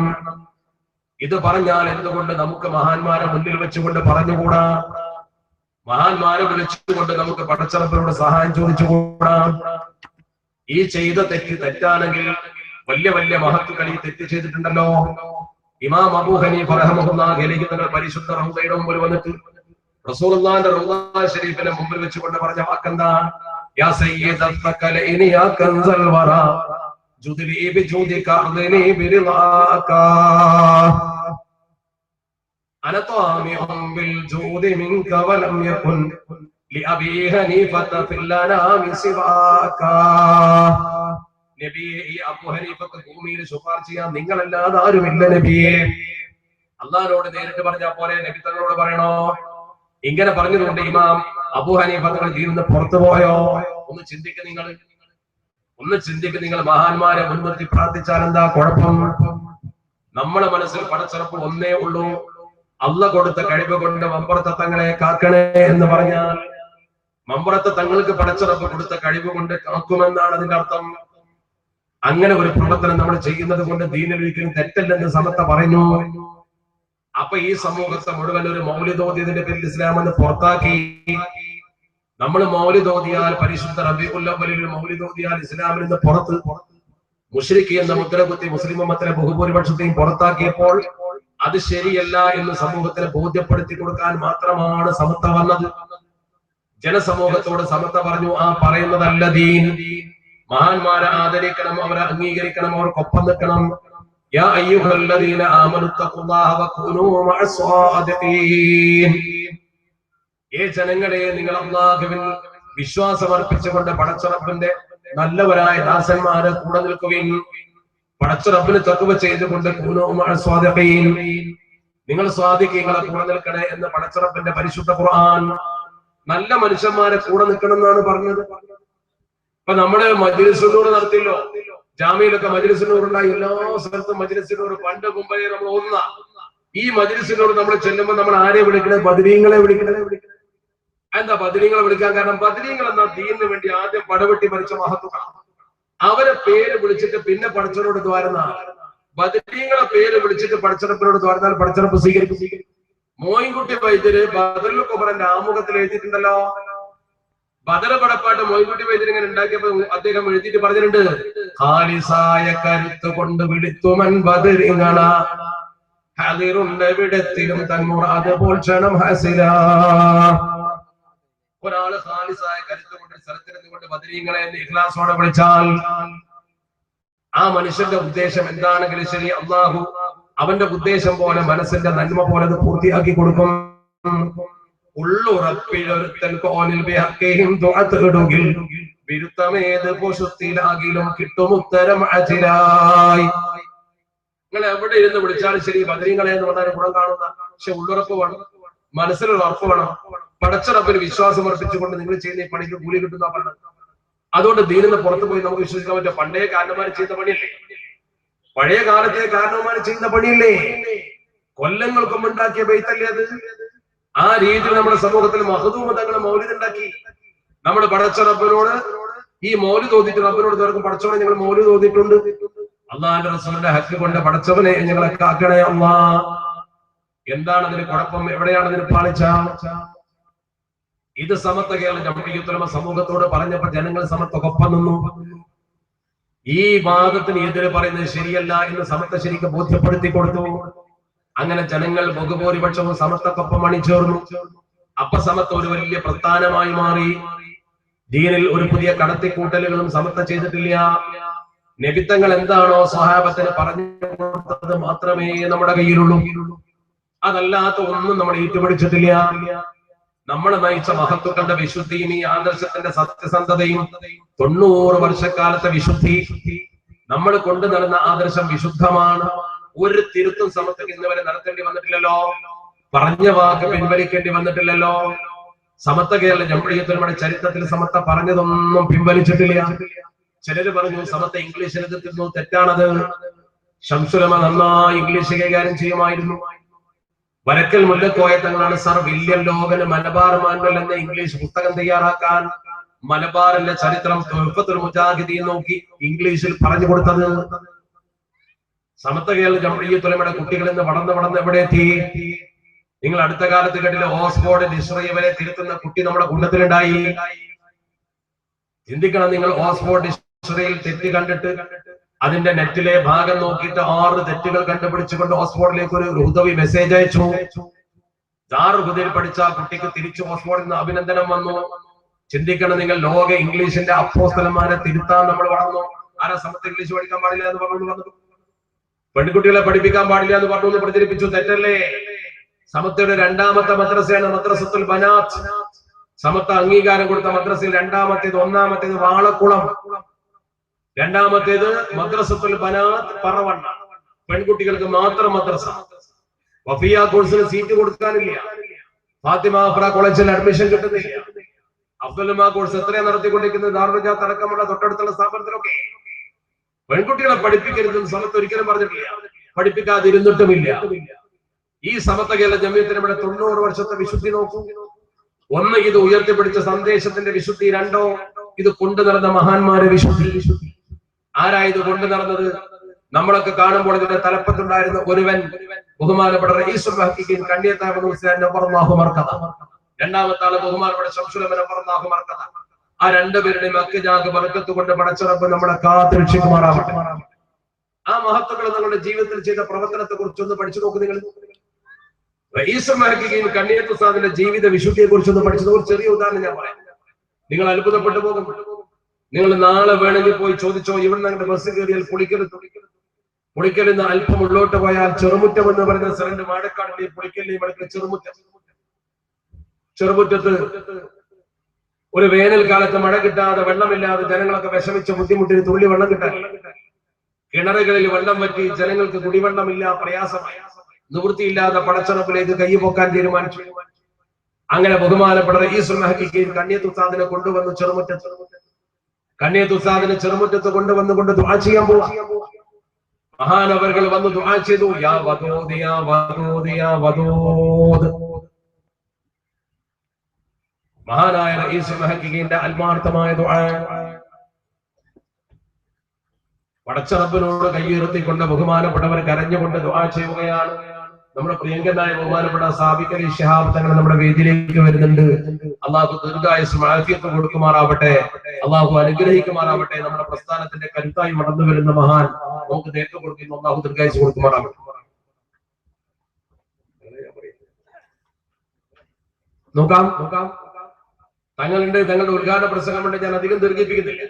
ഞാനാണെങ്കിൽ പുത്തൂരായതുകൊണ്ട് വന്നതാണ്. നിങ്ങൾ തുടക്കത്തിലേ പറഞ്ഞല്ലോ, ഉസ്വാജിയൊക്കെ മറക്കാത്ത സംഭവം നമ്മുടെ മദ്രസയിൽ വെച്ച് പണ്ട് ചരിത്രത്തിൽ 10-20 കൊല്ലം മുമ്പ് കഴിഞ്ഞു പോയിട്ട് 89-ലാണ് എന്റെ ഓർമ്മ. 89-ഓ 90-ഓ. അതുകൊണ്ട് തന്നെ ആ ഓർമ്മ ഇന്നും എന്റെ മനസ്സിലുണ്ട്. ഈ നാട്ടിലെ ജനങ്ങൾ ആദർശത്തിൽ അടിയുറച്ച് നിൽക്കുന്നതും അന്നത്തെ ആ സ്മരണ നിങ്ങളൊക്കെ ഇപ്പോഴും അയവിറക്കുന്നതിലും എനിക്ക് സന്തോഷം. അന്നത്തെ കാരണവന്മാരൊക്കെ അന്ന് സദസ്സിലുണ്ടായിരുന്നു. അന്ന് ആ മദ്രസയിൽ വെച്ച് നമ്മൾ നടത്തിയ വിശദീകരണം ഇവിടുത്തെ തലമുറക്ക് ഉപകരിച്ചിട്ടുണ്ടെന്ന് എനിക്ക് മനസ്സിലാക്കാൻ കഴിഞ്ഞു. ആ ഒരു സ്നേഹബന്ധം ഈ നാടുമായി ഉള്ളത് കൊണ്ടാണ് ഞാൻ ഇന്നിത്ര പ്രയാസപ്പെട്ടു. ഇവർക്കറിയാം. അതുകൊണ്ട് തന്നെ ഇന്നത്തെ ബുദ്ധിമുട്ട് ഇവർക്കറിയാം. അതുകൊണ്ട് ഞാൻ ഇന്നലെ ബന്ധപ്പെട്ട ഒരു കേസ് കഴിഞ്ഞു. അതുകൊണ്ട് എന്റെ പ്രിയപ്പെട്ട സഹപ്രവർത്തകരെ മനസ്സിലാക്കേണ്ട ഏറ്റവും പ്രധാനപ്പെട്ട കാര്യം, മഹാനായ റഈസുൽ മുഹഖഖീൻ നേരിട്ട് വന്നിട്ട് ആ പ്രദേശത്ത് ദുആക്ക് നേതൃത്വം കൊടുത്തു. ദുആ അങ്ങോട്ട് കഴിഞ്ഞു. മഹാനവർ കൈപൊക്കി ദ്വാരത്ത് പഠിച്ചോനെ, അല്ലാഹുമ്മ സ്ഖിനൽ ഗൈസ വറഹ്മത വലാ തജ്അൽനാ മിനൽ ഖാനിതീൻ. കണ്ണിയത്ത് കണ്ണീര് പൊടിച്ച് ദ്വാരത്ത് പഠിച്ചോനെ മഴ കൊടുക്കണേ. ജനങ്ങളൊക്കെ ആ പ്രാർത്ഥനയിൽ സന്തോഷഭരിതരായി അന്ന് രാത്രി മഴ പെയ്യുമെന്ന ഉറച്ച വിശ്വാസത്തോടെ എഴുന്നേറ്റ് പോവാൻ ആ ജാതി ദ്വാ. പക്ഷെ എഴുന്നേറ്റ് പോകുന്ന ആൾക്കാർ എഴുന്നേറ്റ് പോകുന്നതിൽ അപ്പോഴേക്കും കണ്ണിയത്ത് അവിടെ ഇരുന്നിട്ട് സ്വന്തം മനസ്സിനോട് പറഞ്ഞ പോലെ ഒരു വാക്ക് പറഞ്ഞു. പക്ഷെ അത് മൈക്ക് കൂടെ കേട്ടു, മൈക്ക് ഓഫാക്കിയിരുന്നു. കണ്ണിയത്ത് പറഞ്ഞ വാക്ക് ഇതായിരുന്നു, പഠിച്ചോനെ ഞാൻ നിന്നെ കണ്ട് ദുആ ചെയ്തതാണ്, നീ മഴ തരാതെ അഹമ്മദ് ഇവിടുന്ന് എഴുന്നേൽക്കൂല. മഴയാണ് പെയ്തിട്ട് ഇവിടുന്ന് നീക്കുള്ളൂ. ആരോടത് പറഞ്ഞത്? പഠിച്ചോനോട്. അല്ലാഹുവേ നീ മഴ തരാതെ അഹമ്മദ് ഇവിടുന്ന് എഴുന്നേൽക്കൂല, നിന്നെ കണ്ട് ദ്വാരതാ ഞാൻ. ഇത് മൈക്കിലൂടെ കേട്ടപ്പോ പോയ ആൾക്കാരൊക്കെ തിരിച്ചു വന്ന് അവിടെ തന്നെ. കണ്ണിയത്ത് ഉസ്താദ് പോകുന്നില്ലെങ്കിൽ ഞങ്ങളും പോണില്ല. ആരും പോകാൻ തയ്യാറായില്ല. ഒരു 5 മിനിറ്റ് ആർക്കും ഒന്നും പറയല്ലേ. സംഘാടകർ പേടിച്ചു. എന്താ ചെയ്യാൾ പിരിഞ്ഞു പോകില്ലല്ലോ, കണ്ണിയത്തോട്ട് എഴുന്നേൽക്കില്ല, മഴ പെയ്തില്ലെങ്കിലോ. ഒരു 5 മിനിറ്റ് കഴിഞ്ഞപ്പോഴേക്കും ഒരു നല്ല കാറ്റ് വന്നു. എവിടുന്ന് ഒരു മേഘത്തെ വഹിച്ചുകൊണ്ടൊരു കാറ്റ്. ആ മേഘം ആ പ്രദേശത്തിന് പരന്നു. ആ ഗ്രാമത്തിൽ മുഴുവൻ കനത്ത മഴ. ചെറുമുറ്റത്ത് ആ മഴ കൊണ്ട ആളുകൾ ഇന്ന് തലനിരച്ച കാരണന്മാർ ജീവിച്ചിരിപ്പിട്ട് പോയി ചോദിക്കും. കണ്ണിയത്ത് ഉസ്താദ് അടക്കം മഴ നനഞ്ഞു പോയി. ആരും കൊട കരുതിയിട്ടില്ല. അപ്പൊ തന്നെ മഴ പെയ്യുന്ന ആർക്കും അറിയില്ലല്ലോ. ഇരുന്ന ഇരിപ്പിൽ പടച്ച റബ്ബേ നീ മഴ തരാതെ ഞാൻ ഇവിടുന്ന് എഴുന്നേൽക്കില്ല എന്ന് പറയാൻ ധൈര്യമുള്ള മനുഷ്യനാരാ? അള്ളാഹുവിന്റെ പരിശുദ്ധ തിരുദൂതർ പറഞ്ഞൊരു വാക്കുണ്ട്, ഇന്ന മിൻ ഇബാദില്ലാഹി മൻ ലൗ അഖ്സമ അലല്ലാഹി ലഅബറ. അള്ളാഹുവിന്റെ അടിമകളിൽ ചില മനുഷ്യരുണ്ടല്ലോ അഖ്സമ അലല്ലാഹ്, പടച്ചറബിനെ ആണയിട്ടുകൊണ്ട് അവരൊരു കാര്യം പറഞ്ഞാൽ അബറഹു, പടച്ചറബൻ നടപ്പാക്കി കൊടുക്കും. പടച്ചോനെ ഇന്നത് ചെയ്യണമെന്ന് അവർ പറഞ്ഞാൽ പടച്ചോനെ നടപ്പാക്കി കൊടുക്കും. വാക്ക് പോലെ അതിന്റെ കഴിവ് ചില മനുഷ്യർക്ക് പടച്ചറബ് കൊടുക്കുമെന്ന് ശഫീഉനാ റസൂലുള്ളാഹി. അതിൽപ്പെട്ട ഒരാളായിരുന്നു കണ്ണിയത്തുസ്താദ്. അതിൽപ്പെട്ട ഒരു മനുഷ്യനാണ് കണ്ണിയത്തുസ്താദ്. ആ മനുഷ്യന്റെ ജീവിത വിശുദ്ധിയാണ് തെളിയിക്കുന്നത്. ആ ജീവിത വിശുദ്ധിയുള്ള മനുഷ്യന്മാർ എല്ലാവരും ബഹുമാനിക്കും. അത് പടച്ചറബിനെ പേടിച്ചുള്ള ആ വറവ് ശരിക്ക് കൽബിലുണ്ടോ സകല മനുഷ്യരും പേടിക്കും. നിങ്ങൾ അദ്ദേഹത്തിന്റെ സ്മരണിക എന്ന് വായിച്ചു. ഒരു ഹിന്ദു സുഹൃത്തിന് മുസ്ലിം അദ്ദേഹം കണ്ണിയത്തുസ്താദിനോട് കാണിച്ച ഒരു മതിപ്പ് ശരിക്കും സ്മരണികയിൽ ഒരു സഹോദരൻ എഴുതി വെച്ച സംഭവം എടവണ്ണപ്പാറ റഷീദി അറബി കോളേജിലെ ഒരു മുൻ അധ്യാപകൻ എഴുതിയ സ്മരണിക വായിച്ചാൽ ആ അധ്യാപകന്റെ നാട്ടിൽ നിന്ന് കുറച്ച് ആൾക്കാർ കണ്ണിയത്തുസ്താദിനെ കാണാൻ വേണ്ടി ഒരു വൈകുന്നേരം കൊണ്ടോട്ടിന്ന് എടവണ്ണപ്പാറ വന്നിറങ്ങി. എന്നിട്ട് അവർ കോളേജിൽ ചെന്നിട്ട് നാട്ടുകാരനായ ഉസ്താദിനെ കുട്ടികളൊന്ന് വരണം, ഞങ്ങൾ കണ്ണിയത്തിന്റെ പോവാൻ. അവര് വേഗം എടവണ്ണപ്പാറ അങ്ങാടി ഇറങ്ങി വാഴക്കാട്ടേക്ക് പോകാൻ ജീപ്പ് പിടിച്ചു. നിർത്താൻ സമയത്ത് ജീപ്പ് വിളിച്ചപ്പോ ജീപ്പുകാരന് വലിയ സന്തോഷമായി. ഇയാളെ ഒന്ന് ചാടിക്കറി വേഗം വാഴക്കാട്ടേക്ക് ടെപ്പ് ഓടിച്ചു. വാഴക്കാട് അങ്ങാടിയിലേക്ക് എത്തി. എത്തുമ്പോ ഇടത്തോട്ട് റൂട്ടിനാണോ കണ്ണിയത്തിന്റെ വീട്ടിലേക്ക് തിരിയാ. അങ്ങാടിയിലേക്ക് എത്തും മുമ്പ് തിരിയാൻ പറഞ്ഞപ്പോ ഇയാൾ ചോദിച്ചു, നിങ്ങൾ വാഴക്കാട്ടാക്കാന്നല്ല പറഞ്ഞ, പിന്നെ അങ്ങോട്ട്. അപ്പൊ ഇയാളൊരു അമുസ്ലിം ആയതുകൊണ്ട് ഇന്ന സ്ഥലത്തേക്കാൻ നേരത്തെ പറഞ്ഞില്ല, വാഴക്കാട് എന്ന് പറഞ്ഞു. ഇവൻ അങ്ങനെ ചോദിച്ചപ്പോ ഇവര് പറഞ്ഞു, ഞങ്ങൾ കണ്ണിയത്തുസ്താദിന്റെ വീട്ടിലേക്കാണ്. ഇതങ്ങ് കേട്ട ഉടനെ ഹിന്ദുവായ ആ ഡ്രൈവർ വണ്ടിയോടെ നിർത്തിയിട്ട് അവരോട് പറഞ്ഞു, ഒരു മിനിറ്റ് എന്ന് പറഞ്ഞ് പുറത്തിറങ്ങിയിട്ട് ആ ഹിന്ദു ഡ്രൈവർ ആദ്യം ചെന്ന് മടക്കി കുത്തയച്ചു. ആദ്യം തുടക്കം നേരെ മടക്കുത്തിട്ടേ ഡ്രൈവർ അല്ലേ. പിന്നീട് അവന്റെ തലയിൽ ഒരു വട്ടക്കെട്ടുണ്ടായിരുന്ന ആ കെട്ടഴിച്ചിട്ട് ആ വണ്ടിന്റെ ഉള്ളിൽ അവിടെ വെച്ചൊരു ബോക്സ്. എന്നിട്ട് നല്ല മാന്യനായി കണ്ണിയത്തുസ്താദിന്റെ വീട്ടിലേക്കാന്ന് പറഞ്ഞിട്ട് അപ്പോഴേക്കും അവൻ ഈ മാറ്റം എന്താ ഈ ഹിന്ദു സുഹൃത്തിന്. ഇവൻ അവിടെ ചെന്ന കണ്ണിയത്തുസ്താദ് അവനെയും അവൻ കണ്ണിയത്തുസ്താദിനെ ചിലപ്പോ കണ്ടോളന്നില്ല. ജീപ്പിലേക്ക് കണ്ണിയത്തും കിട്ടി വരില്ല, ഇവൻ ചിലപ്പോ വീട്ടിൽ കയറിക്കോണം. എന്നാലും കണ്ണിയത്തിന്റെ വീട്ടിലേക്കാന്ന് കേട്ടപ്പോ ഇഹ്റാം കെട്ടുമ്പോൾ ഇവൻ ഇതൊക്കെ ചെയ്തതിനാ. ആ മനുഷ്യന്റെ പേര് കേട്ടപ്പോ ഈ ഹിന്ദു സുഹൃത്തിന്റെ മനസ്സിൽ പടച്ചറപ്പ് കൊടുത്തൊരു മതിപ്പാണ്. മൻ ഖാഫല്ലാഹ ഖാഫഹു കുല്ലു ശൈ. പടച്ചോനെ പേടിക്കുന്നവരെ എല്ലാവരും പേടിക്കും. അഷ്റഫുൽ ഖൽഖ് മുഹമ്മദ് മുസ്തഫ. അങ്ങനത്തെ മതിപ്പുള്ള മനുഷ്യന്മാരെ സമത്തെ അത് വിശുദ്ധി കൊണ്ടാണ്. അത് വിശുദ്ധി കൊണ്ടാണ്, പണം കൊണ്ടല്ല, പ്രസംഗ വൈഭവം കൊണ്ടല്ല, ആകാര സൗഖ്യവും കൊണ്ടല്ല, മറ്റൊരു ആകർഷണം അതില്ല. കൽബിന്റെ നൈർമല്യം മാത്രമാണ്. സ്വാഫായ കൽബുണ്ടോ പടച്ചറപ്പ് കൂടണ്ടോ. തെളിഞ്ഞ മനസ്സുമായി ജനസമൂഹത്തിന് നേതൃത്വം കൊടുത്ത മഹാനാണ് കണ്ണിയത്തുസ്താദ്. ഒരു തരത്തിലും അദ്ദേഹത്തിന്റെ ജീവിതത്തിൽ ഒരു കളങ്കത്തിന്റെ അംശം കണ്ടിട്ടില്ല. ബാധ്യതകളൊന്നും ബാക്കി വെക്കൂല. ആർക്കെങ്കിലും എന്തെങ്കിലും കൊടുക്കാനുണ്ടെങ്കിൽ കൃത്യമായി കൊണ്ടുപോയി കൊടുക്കും അദ്ദേഹം. ആരോടെങ്കിലും എന്തെങ്കിലും പറഞ്ഞാൽ കൃത്യമായി അദ്ദേഹം അത് പാലിക്കും. എം ടി ഉസ്താദ് ഒരിക്കൽ പറഞ്ഞ സംഭവം എനിക്ക് ഓർമ്മയുണ്ട്.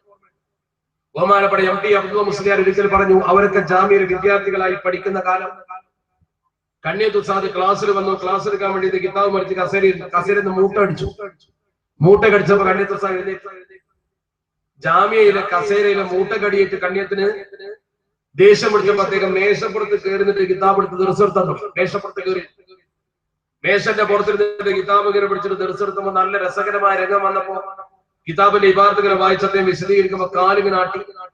മേശപ്പുറത്ത് കാല് തൂങ്ങി നടത്തിട്ടില്ല, കാലിങ്ങനെ ആട്ടി.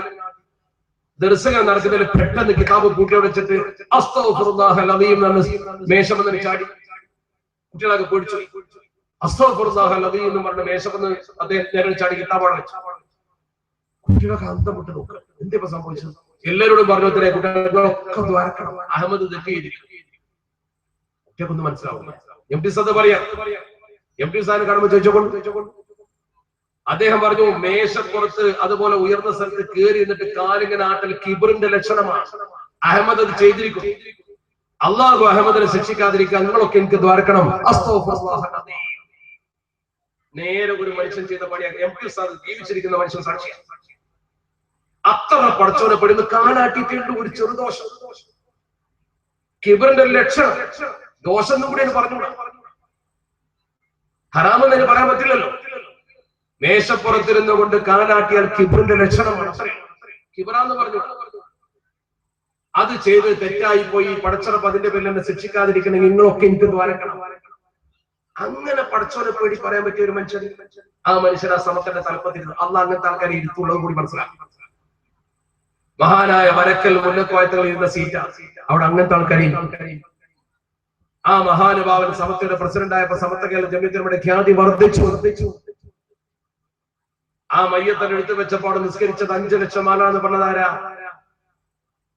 KNM പ്രസിഡന്റായി പിന്നീട് തെരഞ്ഞെടുക്കപ്പെട്ട മങ്കട അബ്ദുൽ അസീസ് മൗലവി. 5 ലക്ഷം ആള് വന്നു എന്നാണ് അദ്ദേഹം എഴുതിയത്. അദ്ദേഹം അതിനെ താരതമ്യപ്പെടുത്തിയത് ബഗ്ദാദിൽ അഹ്മദ് ബിൻ ഹംബൽ റളിയല്ലാഹു തആല മയ്യത്തെടുക്കുമ്പോൾ വന്ന ജനക്കൂട്ടത്തിൽ ഒരു അഭിപ്രായ പ്രകാരം 23 ലക്ഷം ആളുകൾ വന്നു.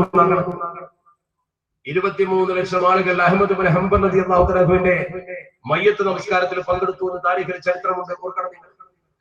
അതിന് തുല്യമായ ജനക്കൂട്ടം പിന്നെ നമ്മൾ കണ്ടത് ചരിത്രത്തിൽ കണ്ണിയത്തിന്റെ മയ്യത്ത് നിസ്കരിച്ചപ്പെട്ട 5 ലക്ഷം ആളുകൾ മങ്കട അബ്ദുൽ അസീസ് മൗലവിയുണ്ട്. അത്ര വലിയ പടച്ചവനെ പേടിയുള്ള മനുഷ്യന് പടച്ചറപ്പ് കൊടുക്കുന്ന അംഗീകാരം 5 ലക്ഷമാണ്. അല്ലാഹു മഗ്ഫിറഹു എന്ന് പറഞ്ഞാൽ ആ മനുഷ്യന്റെ ദറജ സ്വർഗത്തിൽ എവിടെയും. അല്ലാഹു ആ മഹാന്റെ കൂടെ നമ്മളെയും ഒന്നിപ്പിച്ച് തരുമാറാവട്ടെ. ശരിക്കും ശ്രദ്ധിച്ചു, നമ്മൾ നിന്ന തറക്ക് യാതൊരു കുഴപ്പമില്ല. നമ്മൾ നിന്ന തറ ഭദ്രം 100%. രണ്ടാമത് നമ്മൾ കണ്ട മഹാൻ ബഹുമാനപ്പെട്ട ശൈഖുനാ ശംസുൽ ഉലമ ഖദ്ദസല്ലാഹു സിറഹുൽ അസീസ്, അല്ലാഹുവിന്റെ ഔലിയാക്കളുമായി അഭേദ്യ ബന്ധമുണ്ടായിരുന്ന മനുഷ്യൻ. ആ മനുഷ്യന്റെ ജീവിതം വിശുദ്ധം, പ്രവർത്തനം വിശുദ്ധം. ആ മനുഷ്യന്റെ ജീവിത പ്രവർത്തനത്തെ കുറിച്ചൊക്കെ നിങ്ങളൊന്ന് ചിന്തിച്ചു നോക്കൂ. സമത്വ കേരള ജംഇയ്യത്തുൽ തലപ്പത്തിരുന്ന മഹാനാണ് അദ്ദേഹം. സമത്വയെ ഏറ്റവും വലിയ ജനകീയ പ്രസ്ഥാനമാക്കി മാറ്റിയ ബഹുമാനപ്പെട്ട ആദർശ വിശുദ്ധി കൊണ്ട് ഈ സമൂഹത്തെ ശരിക്ക് സത്യത്തിലേക്ക്, ധർമ്മത്തിലേക്ക് വഴി നടത്തിയ മഹാൻ. ഇൽമ കൊണ്ട് തന്റെ വിലായത്തിനെ മറച്ചു വെച്ച മഹാൻ. വലിയ പറഞ്ഞ പോലെ കുളിക്ക് കൊള്ളിക്കാൻ കെൽപ്പുള്ള ഒരു മനുഷ്യൻ. ആദർശേരി മുഹമ്മദ് മുസ്ലിം പറഞ്ഞൊരു സംഭവം അദ്ദേഹത്തിന്റെ സ്മരണയിൽ ഇതിന് പോയി നോക്കിയാൽ മതി. ആദർശേരി മുഹമ്മദ് മുസ്ലിം മരിച്ചുപോയി. വലിയ വാഴുകയും. അള്ളാഹു ആ മഹാന്റെ ഖബർ വിശാലമാക്കി കൊടുക്കുമാറാവട്ടെ. ഒരുപാട് ആളെ ശരിക്കും ദീനിന് വേണ്ടി ഉപയോഗപ്പെടുത്തി നമ്മുടെ മൊയ്തുൽ ഇസ്ലാരെ പോലെ ഇവിടെ ഈ പ്രദേശത്തുണ്ടായിരുന്ന ബഹുമാനപ്പെട്ട മൊയ്തുൽ ഇസ്ലാരുണ്ട്. CH മൗലവി എന്ന് പറയുന്ന അദ്ദേഹം, അവരൊക്കെ പിരിവെടുത്തിട്ട് ഒരുപാട് മദ്രസയും പള്ളിയും കയറ്റിയിട്ടുണ്ട്. അള്ളാഹു അവർക്കൊക്കെ അതിന്റെ പ്രതിഫലം ഖബറിലേക്ക് എത്തിച്ചു കൊടുക്കുമാറാവട്ടെ. അവിടുത്തെ മഹാൻ ആദർശിൽ അദ്ദേഹം പറഞ്ഞൊരു സംഭവമുണ്ട്. ഒരു ദിവസം കണ്ണിയത്ത് ശംസുലമന്റെ വീട്ടിൽ ചെല്ലുമ്പോ ശംസുലമക്ക് 2 കൂട്ടുകാളകളുണ്ട്. കാളകൾ. തന്റെ മകൻ വേറൊരാളുമായി കച്ചവടം നടത്തി കാളകളിൽ കാളകളൊന്ന് മാറ്റി, കച്ചവടക്കാരനെ മാറ്റി കിട്ടിയ ഒരു കാള കൊണ്ടു ചെന്നാൽ വയലിൽ അവിടെ കിടക്കും, നടക്കൂല. കള്ളത്തരം പ്രകടിപ്പിക്കുക ഒരു നിലക്കും നടക്കൂല. അടിച്ചാലും എന്ത് ചെയ്താലും ശരി പൂട്ടാൻ അതിനെ പറ്റൂല. മകൻ വന്ന് വാപ്പാനോട് പരാതി പറഞ്ഞു, കൂട്ടുകാരനോട് വരാൻ പറഞ്ഞു. കൂട്ടുകാരൻ മകനോട് പറഞ്ഞു, മകൻ വാപ്പാനോട് പറഞ്ഞു, കൂട്ടുകാരൻ. ആദർശേരി മുഹമ്മദ് എഴുതി വെച്ചത് ഞാൻ വായിച്ചതാണ്. കൂട്ടുകാരൻ വന്ന് പറഞ്ഞപ്പോ ശംസുലമ പറഞ്ഞു, നീ അവിടെ നിൽക്ക്. ശംസുലമ പുറത്തിറങ്ങി എന്തോ ഒരു ദിക്റ് ചൊല്ലിട്ട് നേരെ ചെന്ന് ഈ കാളന്റെ കണ്ണിലേക്ക് ഇങ്ങനെ നോക്കിത്രേ. ആദർശേരി മുഹമ്മദ് ഞാൻ കണ്ടു എന്ന് പറഞ്ഞ ആ സമയത്ത് അദ്ദേഹം അവിടെ ഉണ്ട്. ആ കാളയുടെ കണ്ണിലേക്ക് ശംസുലമ ഇങ്ങനെ നോക്കിയിട്ട് എന്തോ ഒരു ദിക്റ് ചൊല്ലി ഇങ്ങനെ നോക്കി കുറച്ച് ഇജ്ജ് കൊണ്ട് പൂട്ടിക്കിടാന്ന്. ആ കാള മനോഹരമായിട്ട് ജോലി ചെയ്യുന്നതാണ്, സുന്ദരമായി. ഇത് രേഖയാണ് ശരിക്കും ആ സ്മരണയിൽ എഴുതിയ ചരിത്രത്തിൽ. ഒരു നോട്ടം കൊണ്ടൊരു ജീവിയെ പോലും ശരിക്കും നേരെയാക്കാൻ പറ്റുന്ന കരുത്തുള്ള മനുഷ്യന്റെ കണ്ണിന്റെ കടുപ്പം ചെറുതല്ല. ആ മഹാനായ മനുഷ്യന്റെ വലിപ്പം മനസ്സിലാക്കണം നിങ്ങൾ. ഞാൻ എപ്പോഴും ഓർക്കാറുണ്ട്, നിങ്ങൾക്ക് ഓർമ്മയുണ്ടോ എന്ന് അറിയില്ല, ചെറുപാട് ഹൈദ്രോസ് മുസ്ലിം അല്ലാഹു അദ്ദേഹത്തിന് ദീർഘായുസ്സും ആഫിയത്തും കൊടുക്കുമാറാവട്ടെ. ഇന്നലെയും എന്നെ കണ്ടു അദ്ദേഹം. നാളെ ഞാൻ അദ്ദേഹത്തെ കാണുന്നുണ്ട് തൃശ്ശൂർ ജില്ലയിൽ മഹല്ല് ഫെഡറേഷന്റെ നേതൃസ്ഥാനത്ത് അവരുടെ ക്യാമ്പുണ്ട്. ആ കാര്യത്തെ കുറിച്ച് ഉണർത്താൻ വേണ്ടി ഇന്നലെ എന്നെ കണ്ടു അദ്ദേഹം. ഇന്ന് പുലിക്കണ്ണി എന്ന് പറയുന്ന സ്ഥലത്ത് ഒരു വലിയ കോളേജിന്റെ പ്രിൻസിപ്പൾ ദാറുത്തഖ്വ. ആ മഹാനായ മനുഷ്യൻ ശരിക്കും മലപ്പുറം ജില്ലക്കാരനെ ഏലംകുളത്ത് ഇവർക്കൊക്കെ പരിചയം. അദ്ദേഹം തൃശ്ശൂർ ചെറുവാടൂരിലാണ് ജാമ്യം വിട്ടിട്ട് ആദ്യം ദർശനത്തിൽ അവിടെ തന്നെ നടത്തിയിട്ടുണ്ട്. ഇപ്പൊ ഈ മാഫി കോളേജ് ഉണ്ടായപ്പോൾ അങ്ങോട്ട് മാറിയതാണ്. ശൈഖുനാ ശംസുൽ ഉലമയുടെ ഉത്തമ ശിഷ്യൻ. ആ മഹാനുഭാവൻ എന്നോട് നേരിട്ട് പറഞ്ഞ, പലരോടും പറഞ്ഞൊരു സംഭവമുണ്ട്, പലർക്കും അറിയുന്നൊരു കഥയാണ്. അദ്ദേഹം ദർസ് നടത്തുന്ന കാലത്ത് ചെറുവാറൂർ ജോലി ചെയ്യുമ്പോൾ ചെവിക്ക് വേദന ഉണ്ടായി. ദർസ് നടത്തുമ്പോൾ ചെവി വേദന, സംസാരിച്ച വേദന. വേഗം ചെന്നിട്ട് അദ്ദേഹം ഡോക്ടറെ കണ്ടു, ENT സർജനെ കണ്ടു. ENT സർജൻ പറഞ്ഞു ഓപ്പറേഷൻ ചെയ്യണം. നമുക്കൊക്കെ ഒരു സ്വഭാവമുണ്ട്, ഒരു ഡോക്ടർ ഓപ്പറേഷൻ പറഞ്ഞാൽ ഓപ്പറേഷൻ പറയാത്ത ഡോക്ടർ വേറുണ്ടോ നോക്കും. അങ്ങനെ നമ്മളൊക്കെ അങ്ങനെ തന്നെ.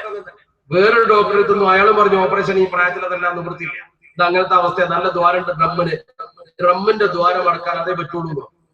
മൂന്നാമത്തെ ഡോക്ടറെ കണ്ടു. അദ്ദേഹം തന്നെ എന്നോട് പറഞ്ഞു 5 ഡോക്ടർമാരെ കണ്ടു. 5 ഡോക്ടർ. 5 ഡോക്ടർമാരും വിധിച്ചു ഓപ്പറേഷൻ അല്ലാതെ മാർഗമില്ല. അങ്ങനെ അദ്ദേഹം തൃശ്ശൂരിലെ ഡോക്ടറെ കണ്ട് എക്സ്റേ എടുത്ത് അതിന്റെ കാര്യമൊക്കെ വിലയിരുത്തി എല്ലാ പരിശോധനയും കഴിഞ്ഞ് ഇന്ന ദിവസം ഓപ്പറേഷന് വരാം, അന്ന് അഡ്മിറ്റ് ആകാം തീരുമാനിച്ചു.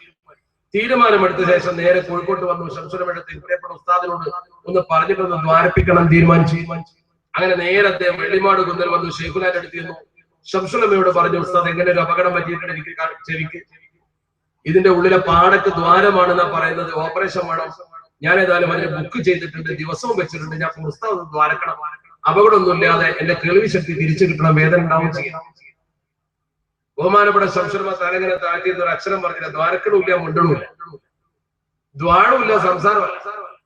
ശിഷ്യനും ഇങ്ങനെ നോക്കിയിരുന്നു. ഉസ്താദ് ഇങ്ങനെ ആ തന്റെ വീട്ടിൽ തിണ്ണുണ്ട്, വടാപ്പുറം എന്നൊക്കെ പറയുന്ന ഒരു സ്ഥലം, അവിടെ ഇരുന്നിട്ട് ഇങ്ങനെ താഴെ കുറെ സമയം കഴിഞ്ഞപ്പോ തല പൊക്കിയിട്ട് പറഞ്ഞു, എടാ ഓപ്പറേഷൻ ഒക്കെ എന്റെ വഴിക്ക് നടന്നോട്ടെ, ഞാൻ നിന്റെ കേസ് മുത്തുപേട്ട ദാവൂദ് ലക്കീം തങ്ങളുമായിട്ട് മുഷാവറ ചെയ്യുന്നുണ്ട്. മുത്തുപേട്ട ദാവൂദ് ലക്കീം തങ്ങളുമായിട്ട് ഞാൻ മുഷാവറ ചെയ്യും, നീ അവിടത്തേക്ക് യാസീനോ ഫാത്തിയോ എന്തൊക്കെ വേണ്ടത് ഓതിക്കോ കണ്ണു വിട്ടു. ബഹുമാനപ്പെട്ട ഐദ്രോസ് മുസ്ലിയാർ നേരെ ഏലംകുളത്തുള്ള വീട്ടിൽ വന്ന് അന്ന് രാത്രി യാസീനും ഫാത്തിയും ഓതി കിടന്ന് പിറ്റേന്ന് ഉച്ചയ്ക്ക് ശേഷം ജോലി സ്ഥലത്തേക്ക് പോകാൻ വേണ്ടി ഏലംകുളത്ത് ട്രെയിൻ കയറി നേരെ ഷൊർണൂരെത്തി. ഷൊർണൂരിൽ അദ്ദേഹം അസർ നിസ്കരിക്കാൻ പള്ളിയിൽ പോയി. പള്ളിയിൽ ഇരുന്നപ്പോൾ അദ്ദേഹത്തിന് ചെവിക്കെന്തോ വല്ലാത്തൊരു ഭാരം തോന്നിയപ്പോ അദ്ദേഹം ഒന്ന് കിടക്കണം തോന്നി, അവിടെ പോയി കിടന്നു. കിടന്നപ്പോ ബഹുമാനപ്പെട്ടവർക്ക് ഉറക്ക് വന്ന് പെട്ടെന്ന് ഉറങ്ങിപ്പോയി. ഉറക്കത്തിൽ അദ്ദേഹത്തിന് തോന്നി ആരോ തന്നെ എടുത്തുകൊണ്ട് പോകുന്ന പോലെ സ്വപ്നം. സ്വപ്നം എന്ന് പറഞ്ഞാൽ തെറ്റിദ്ധരിക്കണം. ഇപ്പൊ ചില ആൾക്കാർ സ്വപ്നം കാണാനായിട്ട് ജീവിക്കുന്നതോട് ചിലപ്പോൾ ഇതിന് പ്രയാസം കിട്ടും. ബഹുമാനപ്പെട്ടവർ വളരെയധികം ആത്മാർത്ഥമായി സത്യസന്ധമായി എന്നോട് പറഞ്ഞതും പലർക്കും അറിയാവുന്നതും എല്ലാവരും ബഹുമാനിക്കുകയും ദുആക്കൊക്കെ കൊണ്ടുപോവുകയും ചെയ്യുന്ന ആളാണ് അദ്ദേഹം. ഒരു ഭൗതിക താല്പര്യം അദ്ദേഹത്തിനില്ല, ആ മനുഷ്യൻ. അദ്ദേഹം പറഞ്ഞു, ഒരു ആശുപത്രിയിൽ എന്നെ അഡ്മിറ്റ് ചെയ്ത പോലെ, എന്നെ ആരൊക്കെ ചികിത്സിക്കുന്നത് പോലെ കുറെ സമയം കഴിഞ്ഞപ്പോൾ എനിക്ക് വേദന വന്നപ്പോൾ ഞാൻ ഉണർന്നു. നോക്കുമ്പോ ഇവിടെയൊക്കെ എന്തൊക്കെയോ. ഞാൻ വേഗം ഡോക്ടർക്ക് പോയി പരിശോധിച്ചു. ഡോക്ടർ പറഞ്ഞു, നിങ്ങളെ ചെവിയുടെ ഡ്രമ്മിന്റെ ദ്വാരത്തിന് പ്രശ്നം പരിഹരിച്ചിട്ടില്ലോ. ആരാ ഓപ്പറേഷൻ ചെയ്തതെന്നാണ് ഡോക്ടർക്ക് അറിയേണ്ടത്, അദ്ദേഹത്തിനും അറിയേണ്ടത്. ഞാൻ നിന്റെ കേസ് മുത്തുപേട്ട ദാവൂദ് ലക്കീം തങ്ങളുമായി മുഷാവറ ചെയ്യുന്നുണ്ട് എന്നൊരു വാക്ക് ശംസുലമ പറഞ്ഞിരുന്നു. ഈ വാക്ക് വെച്ചിട്ട് നിങ്ങൾ ഇതിനൊന്ന് വിലയിരുത്തിയോ? ഇത് അന്ധവിശ്വാസം ഒന്നുമല്ലല്ലോ. മുത്തുപേട്ട ദാവൂദ് ലക്കീം തങ്ങളുമായി ശംസുലമക്ക് വല്ലാത്ത ബന്ധം, അഭേദ്യമായ ബന്ധം. ഒരിക്കൽ ബഹുമാനപ്പെട്ടവർ തന്റെ വീടാകുന്ന വെള്ളിമാട് കുന്നിലെ വീട്ടിൽ നിന്ന് 4 ദിവസത്തെ സിയാറത്തിന് മുത്തുപേട്ടക്ക് പോയി. പലപ്പോഴും പോയി. ആ 4 ദിവസത്തെ യാത്രക്ക് പോകുമ്പോ തന്റെ കയ്യിൽ അദ്ദേഹം നല്ല മനോഹരമായ ഒരു കസീദ എഴുതി കയ്യിൽ വെച്ചു. ഒരു മർത്തിയത്ത് കവിത അവിടുത്തെ മഹാനെ പുകഴ്ത്തിക്കൊണ്ട്. ആ കവിതയെ കൊണ്ട് അദ്ദേഹം പോയത് ഫ്രെയിം ചെയ്തിട്ടാണ് കൊണ്ടുപോയത് എന്നാണ് അദ്ദേഹത്തിന്റെ ഖാദിമികൾ പലരും പറയുന്നത്. നേരെ ചെന്ന് മുത്തുപേട്ടയിൽ ദീർഘ രാത്രി അടച്ച് അവിടെയുള്ള ഖാദിമികളെ മുഴുവൻ കൂട്ടിയിട്ട് രാത്രി അദ്ദേഹം ഇത് ഉറക്ക ചെല്ലുകയും ആളുകളെ കൊണ്ട് ജവാബ് ചെല്ലുകയും ചെയ്തു. ആ ബെയ്ത്തുകളെ ചെല്ലിച്ചു. ഇന്ന് നിങ്ങൾ മുത്തുപേട്ടയിൽ ചെന്നാൽ അദ്ദേഹത്തിന്റെ ഈ ബെയ്ത്ത് അവര് തന്നെ അതേ കൈപ്പടയിൽ ചുമരുമ തൂക്കിയിട്ടത് കാണാം. ആ ഒരൊറ്റ ബെയ്ത്തെ അവിടെ തൂക്കിയിട്ടുണ്ട്. ഷെയ്ഖുന ശംസുലമ മുത്തുപേട്ട ദാവൂദ് ലക്കീം തങ്ങളെ കുറിച്ച് എഴുതിയ ബെയ്ത്ത് അവിടുത്തെ കൗണ്ടറിൽ വിലക്ക് വിൽക്കുന്നുണ്ട്. ശംസുലമയുടെ ബെയ്ത്ത് മലയാളികൾ ചെന്നാൽ പ്രത്യേകം എടുത്തു തരും. ശംസുലമ എഴുതിയ ബെയ്ത്ത് അതിന്റെ തുടക്കത്തിലാണ് യാ ശൈഖനാ യാ ശൈഖ് ദാവൂദുൽ ഹകീമുൽ അഅ്ളമു യാ ശൈഖനാ യാ ശൈഖ് ദാവൂദുൽ ഹകീമുൽ അക്രമു അൻത ബഹറുൽ ജൂദി വൽ ഇഫ്ളാലി യാ ശൈഖൽ വറാ അൻത ബല്ലഅലാ വഅഗ്ലാ മിൻഹു യാ ശൈഖ് അത്തറാ. അങ്ങനെ പുകഴ്ത്തി മുതലേ അവസാന ദുആ കൂടി വേണ്ട. ദുആ എഴുതാനുണ്ട്, മനോഹരമായിട്ട് ദ്വാരക്കുക. സുന്ദരമായ ദുആ തവസ്സുൽ. ആ തവസ്സുലിന്റെ ബെയ്ത്തുകളോട് ചൊല്ലിയിട്ട് ആളുകളെ കൊണ്ട് അദ്ദേഹം ലാ ഇലാഹ ഇല്ലല്ലാഹ് ജവാബ് പോലും ചൊല്ലിച്ചുത്രേ. അത്രയും വലിയ ബന്ധാണ് മക്കാമല്. അദ്ദേഹം ഉറക്കെ അദ്ദേഹം തന്നെ ചൊല്ലിച്ചു, യാ റബ്ബനാ ബി ഹഖി ഹാദാ ശൈഖ് ദാവൂദിൽ വലി ഇഫ്തഹൻ അബ്വാബ ബറകാത്തിൻ വഖൈരിൻ മുംതലി ലാ ഇലാഹ ഇല്ലല്ലാഹു ലാ ഇലാഹ ഇല്ലല്ലാഹ് ലാ ഇലാഹ ഇല്ലല്ലാഹു മുഹമ്മദുർ റസൂലുള്ളാഹ്. അങ്ങനെ ചൊല്ലിച്ചുത്രേ ശൈഖുനാ. യാ റബ്ബനാ ബി ഹഖി ഹാദാ ശൈഖ് ദാവൂദിൽ വലി ഇദ്ഫഅൻ ഫഖറൻ വഫാഖാതിൻ ബിദഫഇകൽ ജലീ. അപ്പൊ അത്രയും വലിയൊരു ബന്ധം ആ മക്കാമുമായി ഉള്ളത് കൊണ്ടാണ് നിന്റെ കേസ് ഞാൻ അങ്ങോട്ട് വിടുന്നുണ്ടെന്ന് പറഞ്ഞപ്പോഴേക്ക് ഇയാൾക്ക് സുഖമായി. ഞാൻ പറഞ്ഞത് വിശ്വസിക്കേണ്ട, ആ മനുഷ്യനെന്ന ഹയാത്തിലുണ്ട്. നേരിട്ട് കണ്ടെന്ന് ചോദിച്ച് ബോധ്യപ്പെട്ട മതി. ആ മഹാനുഭാവനോട് നേരിട്ട് ചോദിച്ചാൽ അദ്ദേഹം കൃത്യമായിട്ട് അത് പറഞ്ഞിരുന്നു. ആ തോതിൽ മഹാന്മാരുമായി ഔലിയാവുമായി ബന്ധമുള്ള ഇത്ര വലിയ ആത്മീയ തേജസ്സുള്ള ഒരു മനുഷ്യൻ നമ്മുടെ കേരളത്തിൽ മറ്റൊരാൾ ജീവിച്ചിട്ടുണ്ടോ എന്ന് പോലും സംശയമാണ്. ചാപ്പനങ്ങാടി ബാപ്പുസ്ലിയാർ ഒരിക്കൽ പറഞ്ഞതായി ചരിത്ര രേഖയിൽ ഞാൻ വായിച്ചിട്ടുണ്ട്. ആ മഹാൻ പറയുന്ന ഓരോ വാക്കും ഓരോ റിസാലയാണ്. ചാപ്പനങ്ങാടി സാറിന്റെ വാക്കാത്രേ. ആ മഹാന്റെ ഓരോ വാക്കും ഓരോ റിസാലയാണ്. എന്താണ് പറഞ്ഞ വാക്കിന്റെ ഗൗരവം നോക്കണം നിങ്ങൾ. ആ മഹാനുഭാവന്റെ ജീവിതത്തിന്റെ ഏറ്റവും വലിയ സവിശേഷത ഇൽമിന്റെ വിഷയത്തിൽ അദ്ദേഹത്തെ മുഴുവൻ ആളുകളും അംഗീകരിക്കുമായിരുന്നു. അതാണ് അദ്ദേഹത്തിന്റെ ഏറ്റവും വലിയ പ്രത്യേകത.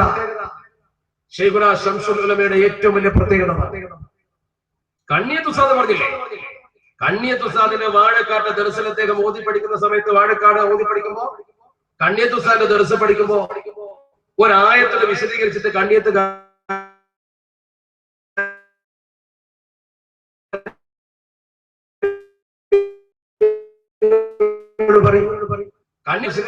ഇതിങ്ങനെ ആവർത്തിച്ചപ്പോ കണ്ണിയത്തൊരുക്കെ പറഞ്ഞത്രേ, രണ്ട് മുച്ചത്തെ നിങ്ങൾ ഒരു സ്ഥലത്ത് വേണ്ട, ഈ ഒരു മുച്ചത്തെ ഇതാണ്, ഞാനൊരു മുച്ചത്തെ വെച്ച് വാക്യത്തിലേക്ക് പോയിക്കോന്നാണ്. നമ്മൾ രണ്ടാളും കൂടി എടുത്തിട്ട് വേണ്ട എന്താണ് പറഞ്ഞ വാക്ക്? നമ്മുടെ രണ്ടുപേരും ഒരു സ്ഥലത്ത് വേണ്ട, നീ വേണമെങ്കിൽ വാക്യത്തേക്ക് പോയിക്കോ. അത്രമാത്രം മനോഹരമായ വാചകം കണ്ണിയത്ത് പറയണമെങ്കിൽ എവിടെ എത്ര ബഹുമാനപ്പെട്ട ശംസുലമാ. അത് നമ്മൾ ചിന്തിക്കേണ്ടത്. വളരെ മനോഹരമായി ബഹുമാനപ്പെട്ടവർ ഈ സമൂഹത്തിൽ കാഴ്ചവെച്ച ബുദ്ധിവൈഭവത്തിന്റെ പ്രത്യേകത. അത്ര വലിയ ബുദ്ധിയുള്ള ഒരു മനുഷ്യനെ സമത്തിന്റെ തലപ്പത്തെ പടച്ചുറപ്പ് തന്നു. ഒരു പഴവും പറ്റാതെ ഈ സംഘടനയെ ശരിക്കും അദ്ദേഹം മുന്നോട്ട് കൊണ്ടുപോയി. എവിടെയും ഒരു പാളിച്ച അദ്ദേഹത്തിന്റെ കാര്യത്തിലായിട്ടില്ല. ഈ ഉമ്മത്തിന് എന്തൊക്കെ എവിടൊക്കെ ആവശ്യമുണ്ടോ അവിടൊക്കെ അദ്ദേഹം ഉണ്ടായിരുന്നല്ലോ. നമുക്ക് എന്തൊക്കെ ആവശ്യമുണ്ടോ എവിടൊക്കെ ആവശ്യമുണ്ടോ അപ്പൊക്കെ അദ്ദേഹം ഉണ്ടായിരുന്നു. ഖാദിയാനി പ്രശ്നം കത്തിജ്വലിച്ചപ്പോ ഷെയ്ഖുൻ ഉണ്ടായിട്ടുണ്ട്. മിശ്രവി പ്രവർത്തനം ജ്വലിച്ചപ്പോ ഷെയ്ഖുനെ മിശ്രവിമാരെ ചെറുക്കാനുണ്ടായിട്ടുണ്ട്. ശരീഅത്തിന്റെ പ്രശ്നം വന്നപ്പോ ഷെയ്ഖുൻ നമ്മുടെ തലപ്പത്ത് നിന്നില്ലേ. ഈ സമൂഹത്തിന് മുമ്പിൽ ബഹുമാനപ്പെട്ടവർ ഏറ്റവും കൂടുതൽ ശോഭിച്ചത് ആ കാലഘട്ടത്തിൽ മനോഹരമായിട്ട് തന്നെ നേതൃത്വം കൊടുത്തുകൊണ്ടാണ്.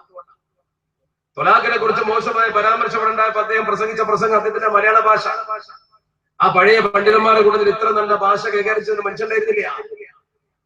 കോടതിയെ മാത്രം പേടിച്ചുകൊണ്ട് മനപ്പൊരുത്തമില്ലാത്ത ദമ്പതികൾ ഒരു വീട്ടിൽ താമസിക്കുന്നുവെങ്കിൽ ഭൂമിയിലെ നരകമാ വീടായിരിക്കും.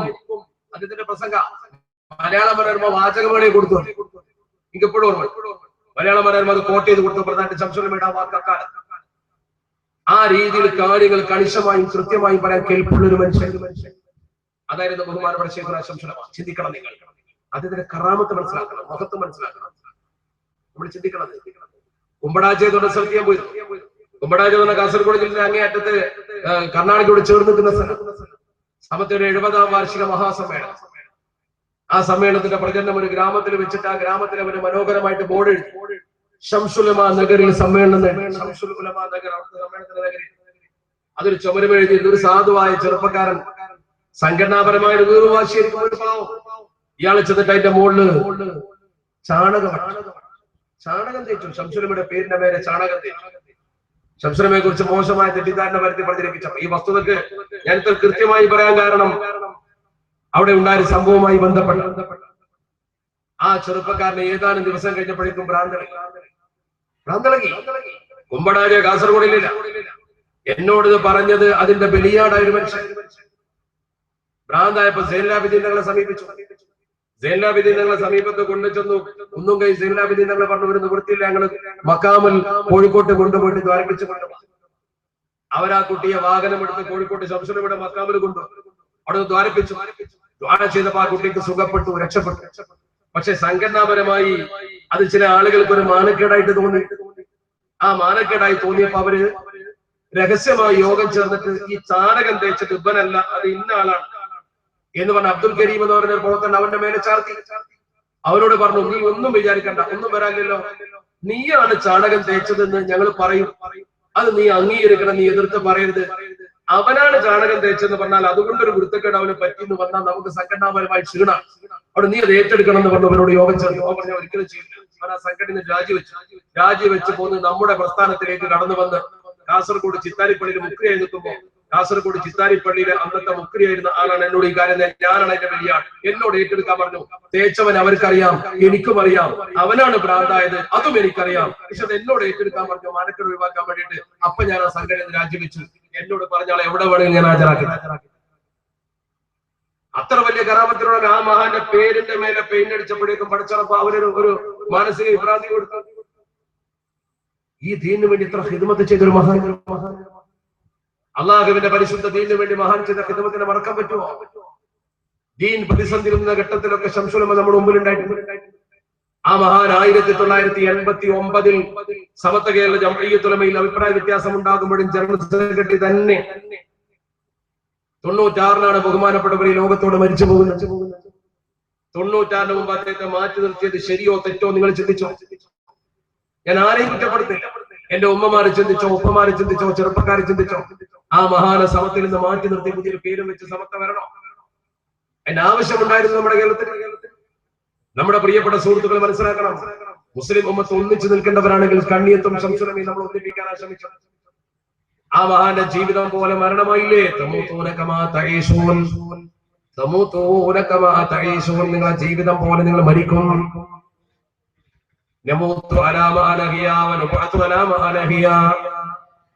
ജീവിച്ച പോലെയാണ് പടച്ചറപ്പ് നമ്മളെ മരിപ്പിക്കുന്നത്. ജീവിച്ച പോലെയാണ് നമ്മളെ പിന്നെ ഹയാത്തിലാക്കുന്നത്. പുനരുദ്ധാരണം. ആ മഹാന്റെ മരണം ലാ ഇലാഹ ഇല്ലല്ലാഹ് എന്ന കലിമ ചൊല്ലിക്കൊണ്ടാണ് ആശുപത്രിയിൽ സംഭവിച്ചത്. ഉറക്കെ കലിമ ചൊല്ലി. എന്തിനാണ് ശംസുലമ ഉറക്കെ കലിമ ചൊല്ലിയത്?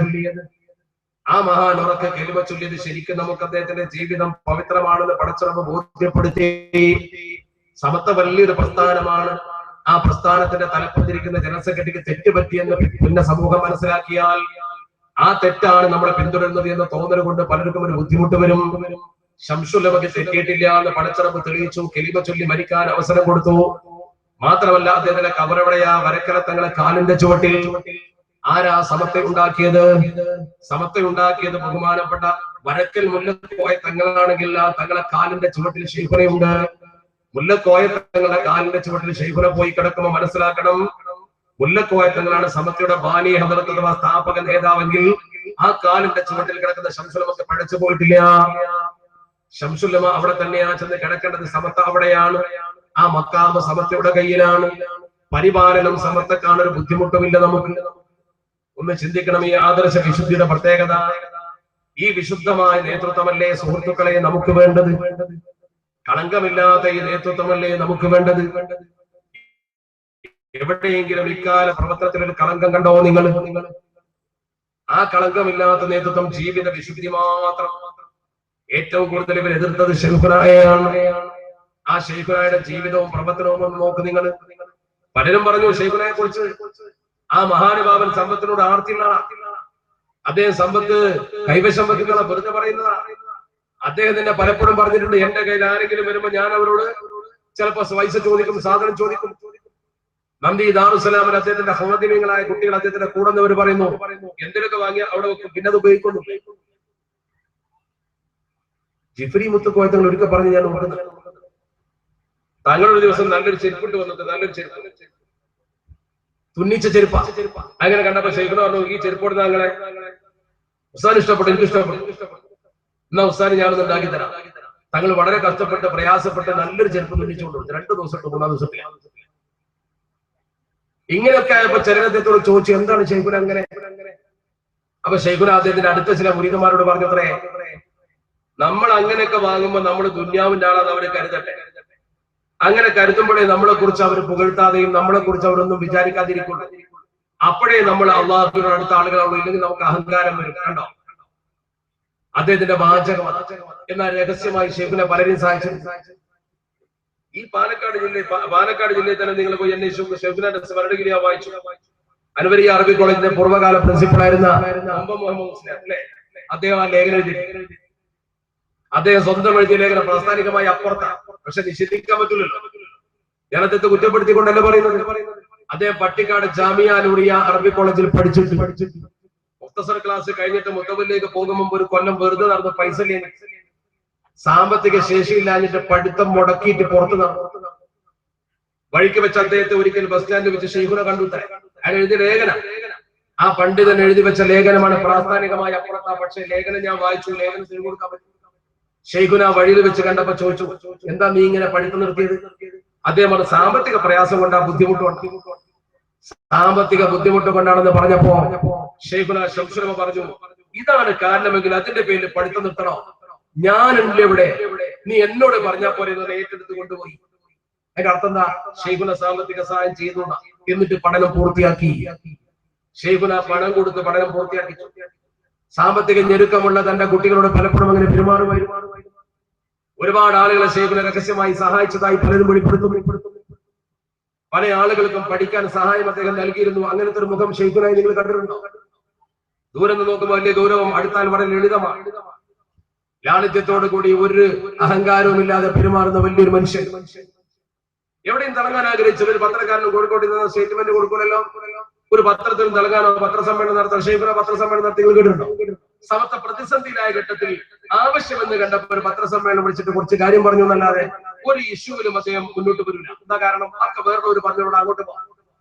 നീ പോയിക്കോ, KV മുസ്ലിം എടുത്ത് പോയിക്കോ, അല്ലെങ്കിൽ സഭയുടെ സെക്രട്ടറി മാനുസിനെ എടുത്ത് പോയിക്കോ എന്ന് പറഞ്ഞു എന്റെ അടുത്തേക്ക് വരണ്ടെന്ന് പറയും. അവരെ വിശ്വാസത്തിലെടുത്തുകൊണ്ട് അവരെ കൊണ്ട് പത്രസമ്മേളനവും വാർത്തയും കൊടുപ്പിക്കും.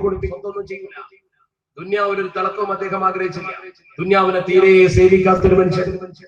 ഞാൻ പറഞ്ഞു വരുന്നത് ഈ വിശുദ്ധിയാണ് നമ്മളെ നയിച്ച വിശുദ്ധി. നമ്മളെ നയിച്ചവർക്കൊക്കെ ഈ വിശുദ്ധി പഠിച്ചിറങ്ങും. ആ വിശുദ്ധി അവരിലൊക്കെ നമ്മൾ കണ്ടിട്ടുണ്ട്. യാതൊരു തരത്തിലും ഒരു കളങ്കത്തിന്റെ അംശം പോലും അവർ നമ്മൾ കണ്ടിട്ടില്ല. അല്ലേ നമ്മൾ മനസ്സിലാക്കേണ്ട ഏറ്റവും പ്രധാനപ്പെട്ട കാര്യം, അത്തരം ആളുകളല്ലേ ഒരു ആത്മീയ സംഘടനയെ നയിക്കേണ്ടത്. മാനു മുസ്ലിയാരെ കുറിച്ച് ഒരുപാട് ആരോപണം പലരും ഉന്നയിച്ചു. അദ്ദേഹത്തിന്റെ ജീവിതം നോക്ക് നിങ്ങൾ.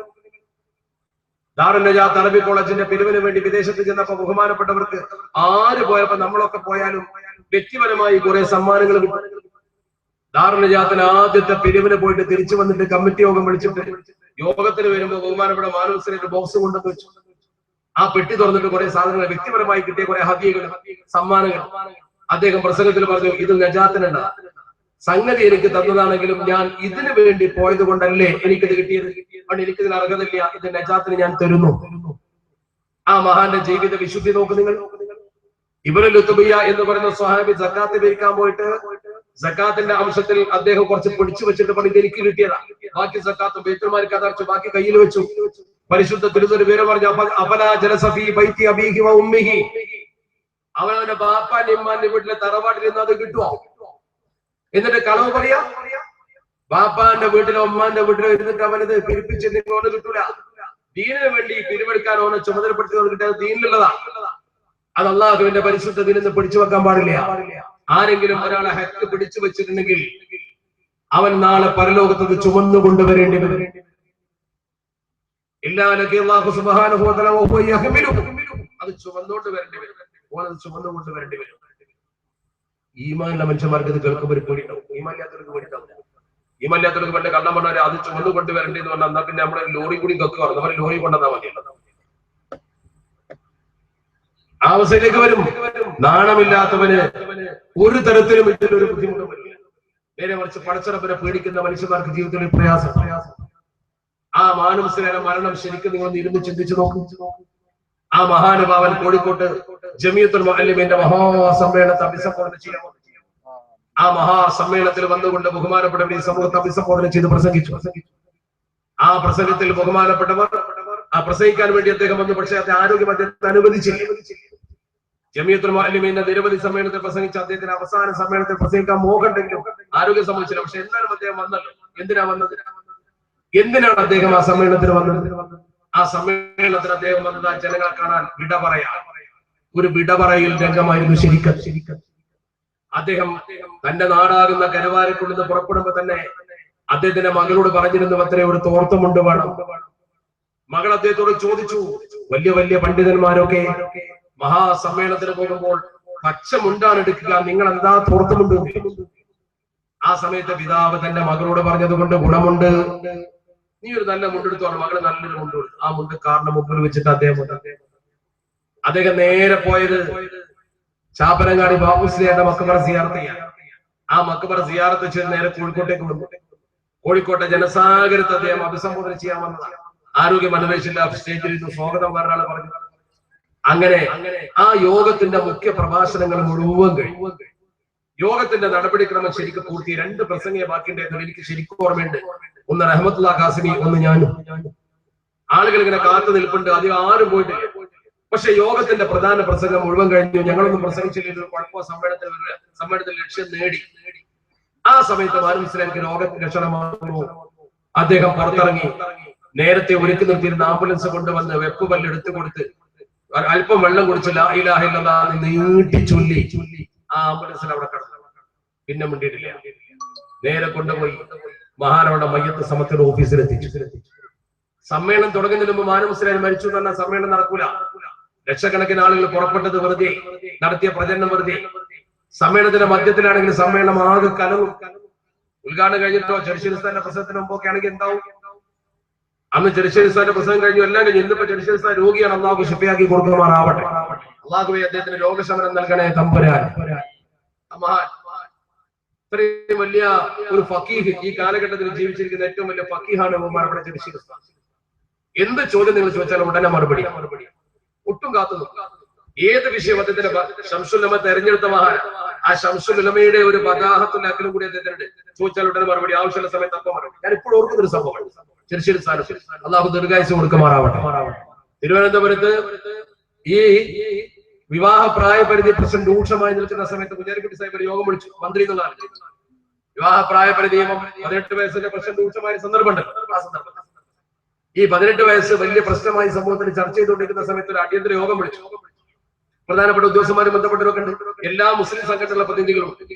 അതിൽ വിദയി സംഘടനയിൽപ്പെട്ട ഒരു നേതാവ് എഴുന്നേറ്റിട്ട് പറഞ്ഞു, ആളെ പറയുന്നത് ആളെ മോശാക്കലല്ല നമ്മുടെ ലക്ഷ്യം. അദ്ദേഹം പറഞ്ഞു, ഈ 18 വയസ്സാവാതെ കെട്ടിക്കേണ്ട ആവശ്യമില്ലല്ലോ. കാരണം ഇതിലിപ്പോ പ്രശ്നം നിക്കാഹ് നടത്തി കൊടുത്താൽ കാതി കൊടുക്കുന്നുള്ളല്ലേ. കാതി എന്തിനാ വേണ്ടാത്ത പണിക്ക് ആവശ്യം? നിക്കാഹിന് കാതിന്റെ ആവശ്യമില്ല. വരനും വധുവും, വരനും വലിയ അങ്ങോട്ട് പറഞ്ഞു ഞാൻ കെട്ടിച്ചു തരും സംബന്ധിച്ചു. മറ്റേ ആൾ കബിക്ക് പറഞ്ഞാൽ കഴിഞ്ഞ വിഷയം. ഇതിനിടയ്ക്ക് കാതിന്റെ ആവശ്യമില്ലല്ലോ. കാതി ചൊല്ലി കൊടുക്കേണ്ട അല്ലെങ്കിൽ കാതി നടത്തി കൊടുക്കേണ്ട നിക്കാഹിന്റെ വിഷയത്തിലേ വരുന്നുള്ളൂ. അത് 18 നോക്കിയാൽ മതി. സാധാരണ നിക്കാഹുകളിൽ കാതി ചൊല്ലി കൊടുക്കേണ്ട ഒരു ആവശ്യവുമില്ല. അത് പൗരോഹിത്യം ഉണ്ടാക്കിയതാണ്. ഈ ചൊല്ലിക്കൊടുക്കാൻ കാതി പോകുന്നതാണ് കേസും കൂട്ടവും കാതിക്ക് വരുന്നത്. അവനാന്റെ മക്കളെ കെട്ടിച്ച് കേസും കൂട്ടും അവർ നടത്തിക്കോട്ടെ, പള്ളിക്കോ കാതിക്കോ ബാധിക്കൂലല്ലോ. നമ്മൾ 18 വയസ്സായിട്ട് രജിസ്ട്രേഷൻ ചുരുക്കത്തിൽ അയാൾ പിടിച്ച പിടി എവിടെയാന്ന് വെച്ചാൽ ഈ ചൊല്ലിക്കൊടുക്കൽ ആവശ്യമില്ല എന്നുള്ളതാണ്. ഫിഖ്ഹിന്റെ മസല നോക്കി ചർച്ച ചെയ്താലോ ചൊല്ലിക്കൊടുക്കേണ്ട ആവശ്യമില്ല. സമയം ശരിയാണ്. എല്ലാവരും അത് അങ്ങനെ കേട്ടു. അപ്പൊ ചിലർക്ക് തോന്നി അങ്ങനെയാണോ? സമയം കഴിഞ്ഞപ്പോ ബഹുമാനപ്പെട്ട ചെറുശ്ശേരി ഉസ്താദ് ചെറുശ്ശേരി ഉസ്താദ് വളരെ ലളിതമായിട്ട് എന്നെ ഖണ്ഡിച്ച് എത്ര മനോഹരമായിട്ട് അങ്ങനെ തിരിച്ചുപോയി. ചെറുശ്ശേരി ഉസ്താദ് എഴുന്നേറ്റ് പറഞ്ഞു, നിക്കാഹിന് ചൊല്ലിക്കൊടുക്കേണ്ട ആവശ്യമില്ല എന്ന് പറഞ്ഞു.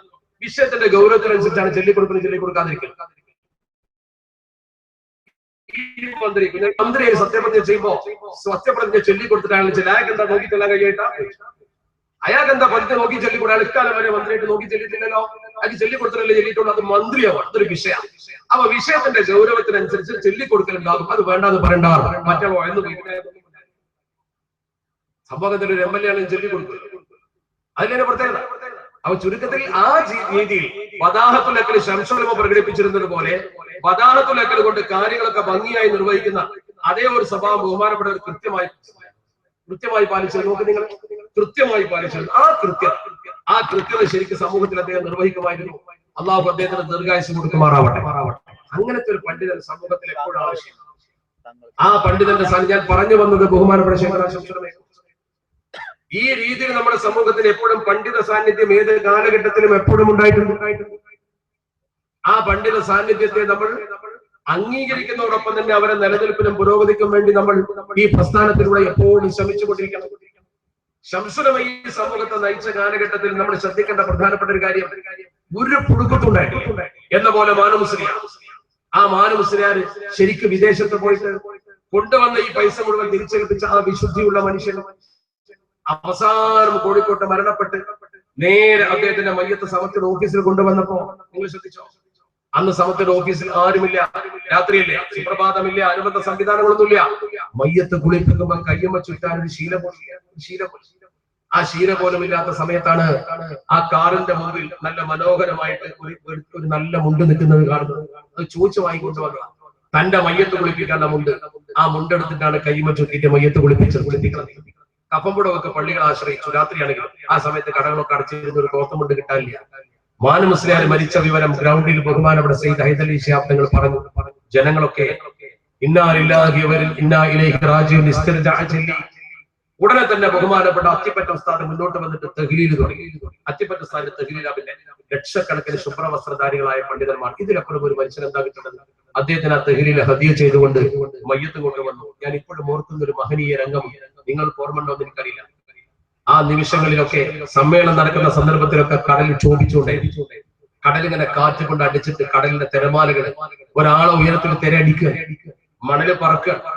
മൈക്കിന്റെ പവർ കൊണ്ട് കാറ്റിന്റെ ശബ്ദം വിസിലടിച്ചിട്ട് മൈക്കുകാരനോട് ഞങ്ങൾ പറഞ്ഞു, ഈ ശബ്ദം കുറക്കാൻ എന്താ പറയാൻ പറഞ്ഞു? കടലിന്റെ രൂക്ഷതയാണ്, ഒന്നും ചെയ്യാൻ പറ്റില്ല.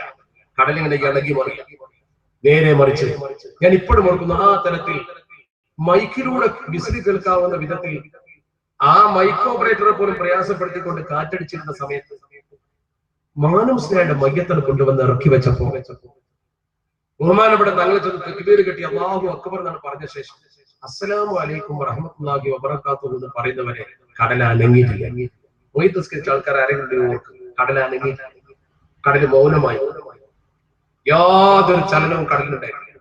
അള്ളാഹുവിന്റെ ഭൂമിയിൽ നല്ല മനുഷ്യര് മരിക്കുമ്പോൾ പ്രകൃതി പോലും കരയും. മോശപ്പെട്ടവര് മരിക്കുമ്പോൾ ഈ ആകാശവും ഭൂമി കരയൂലാന്ന് ഖുർആൻ പറഞ്ഞു. അപ്പൊ നല്ലൊരു മനുഷ്യൻ കരയുന്ന ഉറപ്പാണ്. ഖുർആൻ പറഞ്ഞില്ലേ, ആകാശമോ ഭൂമിയോ അവർക്ക് വേണ്ടി കരഞ്ഞിട്ടില്ല കേട്ടോ. ആർക്ക് വേണ്ടി? കം തറക്കൂ മിൻ ജന്നാത്തിൻ വഉയൂൻ വസുറൂഇൻ വമഖാമിൻ കരീം വനഅമത്തിൻ കാനൂ ഫിഹാ ഫാകിഹീൻ കദാലിക വഔറത്നാഹാ ഖൗമൻ ആഖരീൻ. അല്ലാഹുവിന്റെ പരിശുദ്ധ ഖുർആൻ കൃത്യമായി പറഞ്ഞു. എത്ര അരുവികൾ, എത്ര തോട്ടങ്ങൾ, എത്ര മണിമന്ദിരങ്ങളെല്ലാം കൊണ്ടു നടന്നിരുന്ന വലിയ വലിയ മനുഷ്യർ ഈ ഭൂമുഖത്ത് പതിച്ചുപോയി. അവന്റെ റൂഹ് പോയി. അവനെ 3 കഷ്ണം തുണിയിൽ പൊതിഞ്ഞുകൊണ്ട് മണ്ണിലേക്ക് ഇറക്കിയിട്ട് മിൻഹാ ഖലഖനാകും വഫീഹാ നുഈദുകും വമിൻഹാ നുഖ്രിജുകും താറതൻ ഉഖ്റാ. ഈ പറയുന്ന എനിക്കും നിങ്ങൾക്കുമുള്ള അവസാനത്തെ യാത്രയപ്പന്റെ വചനമാണത്. ആ വചനം പറഞ്ഞുകൊണ്ട് അവനെ മണ്ണിട്ട് മൂടി മീസാൻ കല്ല് വെച്ച് പോന്നപ്പോ ഫമാ ബഖത അലൈഹിമുസ് സമാഉ വൽ അർദ്, ആകാശഭൂമികൾ അവർക്ക് വേണ്ടി കരഞ്ഞിട്ടില്ല കേട്ടോ. ആകാശം കരഞ്ഞില്ല, ഭൂമി കരഞ്ഞില്ല. ഇവിടെ പാട്ടപ്പിരിവിന് ആൾക്കാർ വരുന്നുണ്ട്, നല്ലോണം നേരിട്ട് കൊടുത്തോളി. തങ്ങൾ ദ്വാരത്തോളം സവികരി തങ്ങളുടെ നല്ലൊരു ദ്വാ കിട്ടും. നിങ്ങളെ മോശാക്കണ്ട. പടച്ചറം ഈ കൊടുക്കുന്നതിന്റെ വർക്കത്ത് കൊണ്ട് മറ്റൊരാളെ മുമ്പിൽ നമ്മളെ ആവശ്യത്തിന് കഴിഞ്ഞിട്ടുണ്ടെങ്കിൽ പടച്ചറം ഒഴിവാക്കി തരുമാറാവട്ടെ. ആ നല്ല നീയത്ത് കൊടുത്തോളിട്ടോ, മറ്റേ മോശാക്കണ്ട. അള്ളാഹു ബർക്കത്ത് ചെയ്യുമാറാവട്ടെ. ചുരുക്കത്തിൽ മാനു മുസ്ലിയാരുടെ മയ്യത്താണ് കൊണ്ടുവന്ന് വെച്ചപ്പോ കടലട അടങ്ങി നിന്നു. എന്താ പ്രകൃതി പോലും ഇത് കണ്ടിട്ട് ഒരു അറബി കവി, ബഹുമാനപ്പെട്ട അലവിക്കുട്ടി മൗലവി, ആ സ്വപ്നം നിസ്കരിച്ച മനുഷ്യനാണ്. എന്റെ അടുത്ത സുഹൃത്ത ഫൈസലാണെങ്കിൽ അദ്ദേഹം മനോഹരമായിട്ടൊരു കവിത എഴുതി. ആ കവിത എനിക്ക് കേൾപ്പിച്ചു പിറ്റേ ദിവസം തന്നെ. അദ്ദേഹം കവിതയിൽ പറഞ്ഞ വാക്ക് തൊട്ടക്കം തന്നെ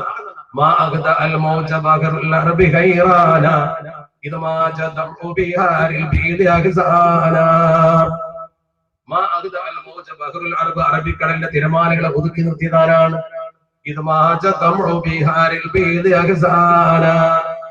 ആ വെള്ളക്കടലാകുന്ന മനുഷ്യന്റെ കണ്ണിൽ ഒരു കണ്ണുനീരിന്റെ കടലടിച്ചപ്പോൾ എന്നിട്ട് അദ്ദേഹം കാലത്തോട് ചോദിക്കുന്ന ചോദ്യമാണ് കവിതയുടെ തുടക്കം.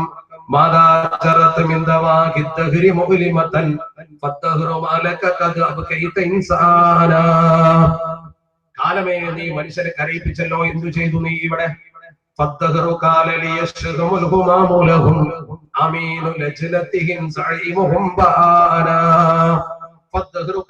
കാലമെന്നോട് പറഞ്ഞു,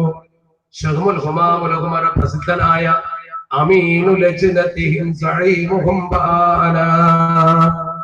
അവരെ സംഘത്തിന്റെ സെക്രട്ടറി പോയ വേദനയാണ് അവർക്ക്.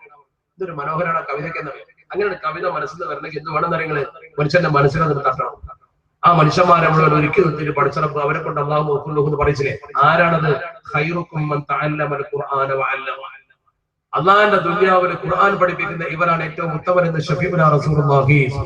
ആ മുഅല്ലിങ്ങളത്ത് ഇവര് കെട്ടിയിട്ട് അല്ലാഹു നോക്കുന്നു എന്ന് പറഞ്ഞ് യാത്രയൊക്കെയാണ്. ഓർക്കണം, ആ ജാതി ഉസ്താദുമാരെ നമ്മൾ ഉസ്താദുമാർ, അവരാ നമ്മളെ നയിച്ച ആൾക്കാർ. മറക്കണ്ടെങ്കിൽ അവരുടെ ജീവിതം, അവരുടെ വിശുദ്ധി, അവരൊക്കെ ഒരു തെറ്റ് പറ്റിയാൽ പോലും ഉടനെ തന്നെ അവർ പടച്ചറപ്പിനോട് തോപ ചെയ്യും. ചെറിയ ചെറിയ തെറ്റ്, വലിയ തെറ്റല്ല. ഞാനിപ്പോ ഓർത്തു പോവാ. ഓക്കെ, അറബിയ ഉസ്താദ് അല്ലാഹു അദ്ദേഹത്തിന് മഗ്ഫിറത്ത് കൊടുക്കുമാറാവട്ടെ. മരിക്കുന്നതിന്റെ കുറച്ചും അദ്ദേഹത്തിന്റെ കാല് പൊട്ടിയിട്ട് കാലിന് കമ്പിട്ടാൽ എങ്ങനെ ഉണ്ടാവും? മജ്ജനുള്ള കമ്പ്യൂട്ടർ കാല് വെച്ചോണ്ടാണ്. ആ കാല് ഇങ്ങനെ വെച്ചിട്ട് ഹോസ്പിറ്റലിൽ ഇങ്ങനെ കിടക്കുക.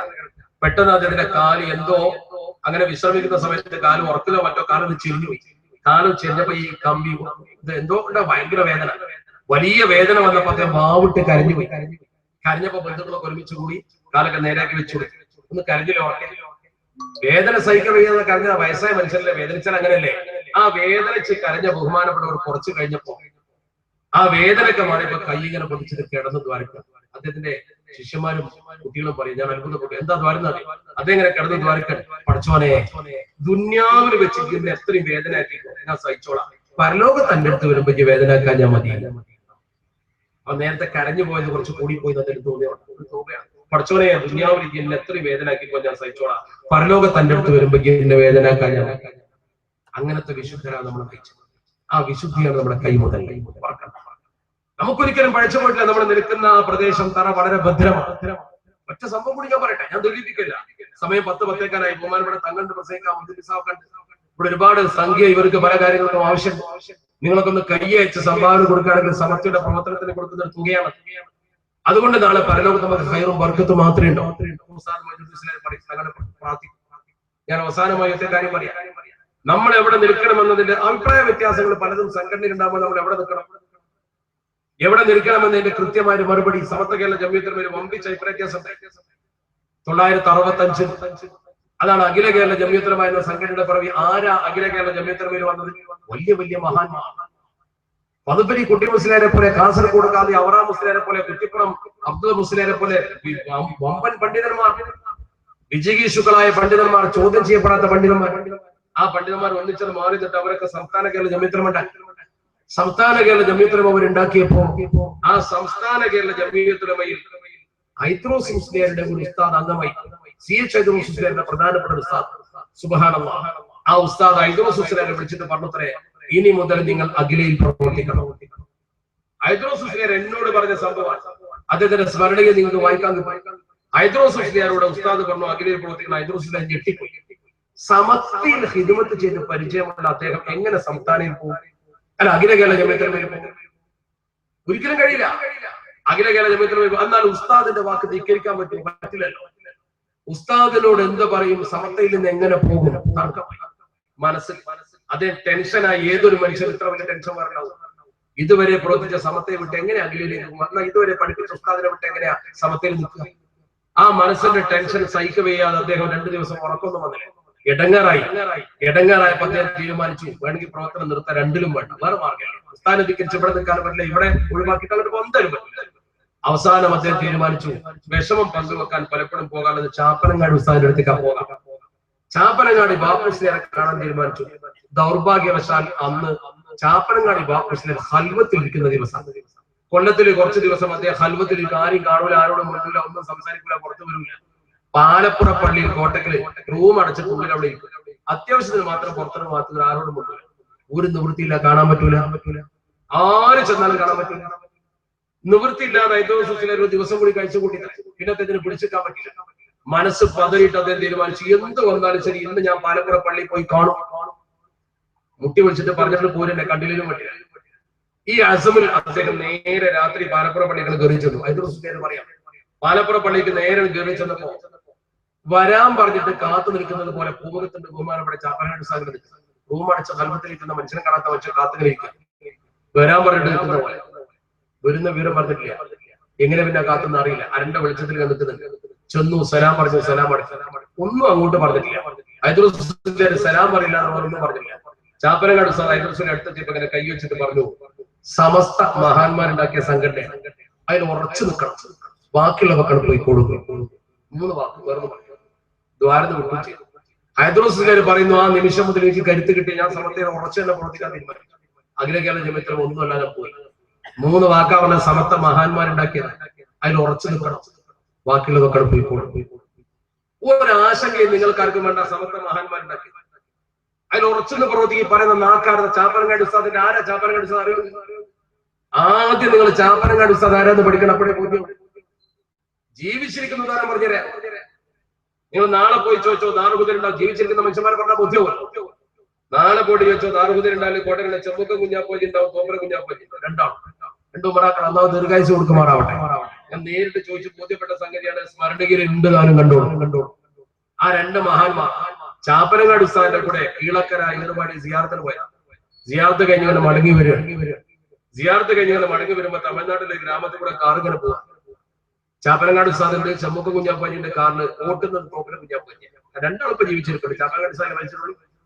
സാവധാനം വരുന്ന കാറിനെടുത്ത് കുട്ടികൾ കളിച്ചോണ്ടിരിക്കുമ്പോൾ കുട്ടി പെട്ടെന്ന് കാറിന്റെ മുന്നിലേക്ക് ചാടി തട്ടി കാറ് കുട്ടിന്റെ മേലെ.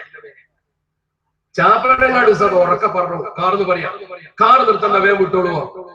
ഒരു കുട്ടിക്ക് തട്ടിയിട്ട് കാറ് നിർത്തണ്ട വിട്ടോളൂ പറഞ്ഞതാരാ? ചാപ്പനങ്ങാട് സാർ. പക്ഷേ ഡ്രൈവ് ചെയ്ത തോപ്പൽ കുഞ്ഞാപ്പോലിക്ക് ധൈര്യം വന്നില്ല. വണ്ടി വെറുതെ നിന്നു, ചവിട്ടി അങ്ങനെ അവിടെ നിന്നുപോയി.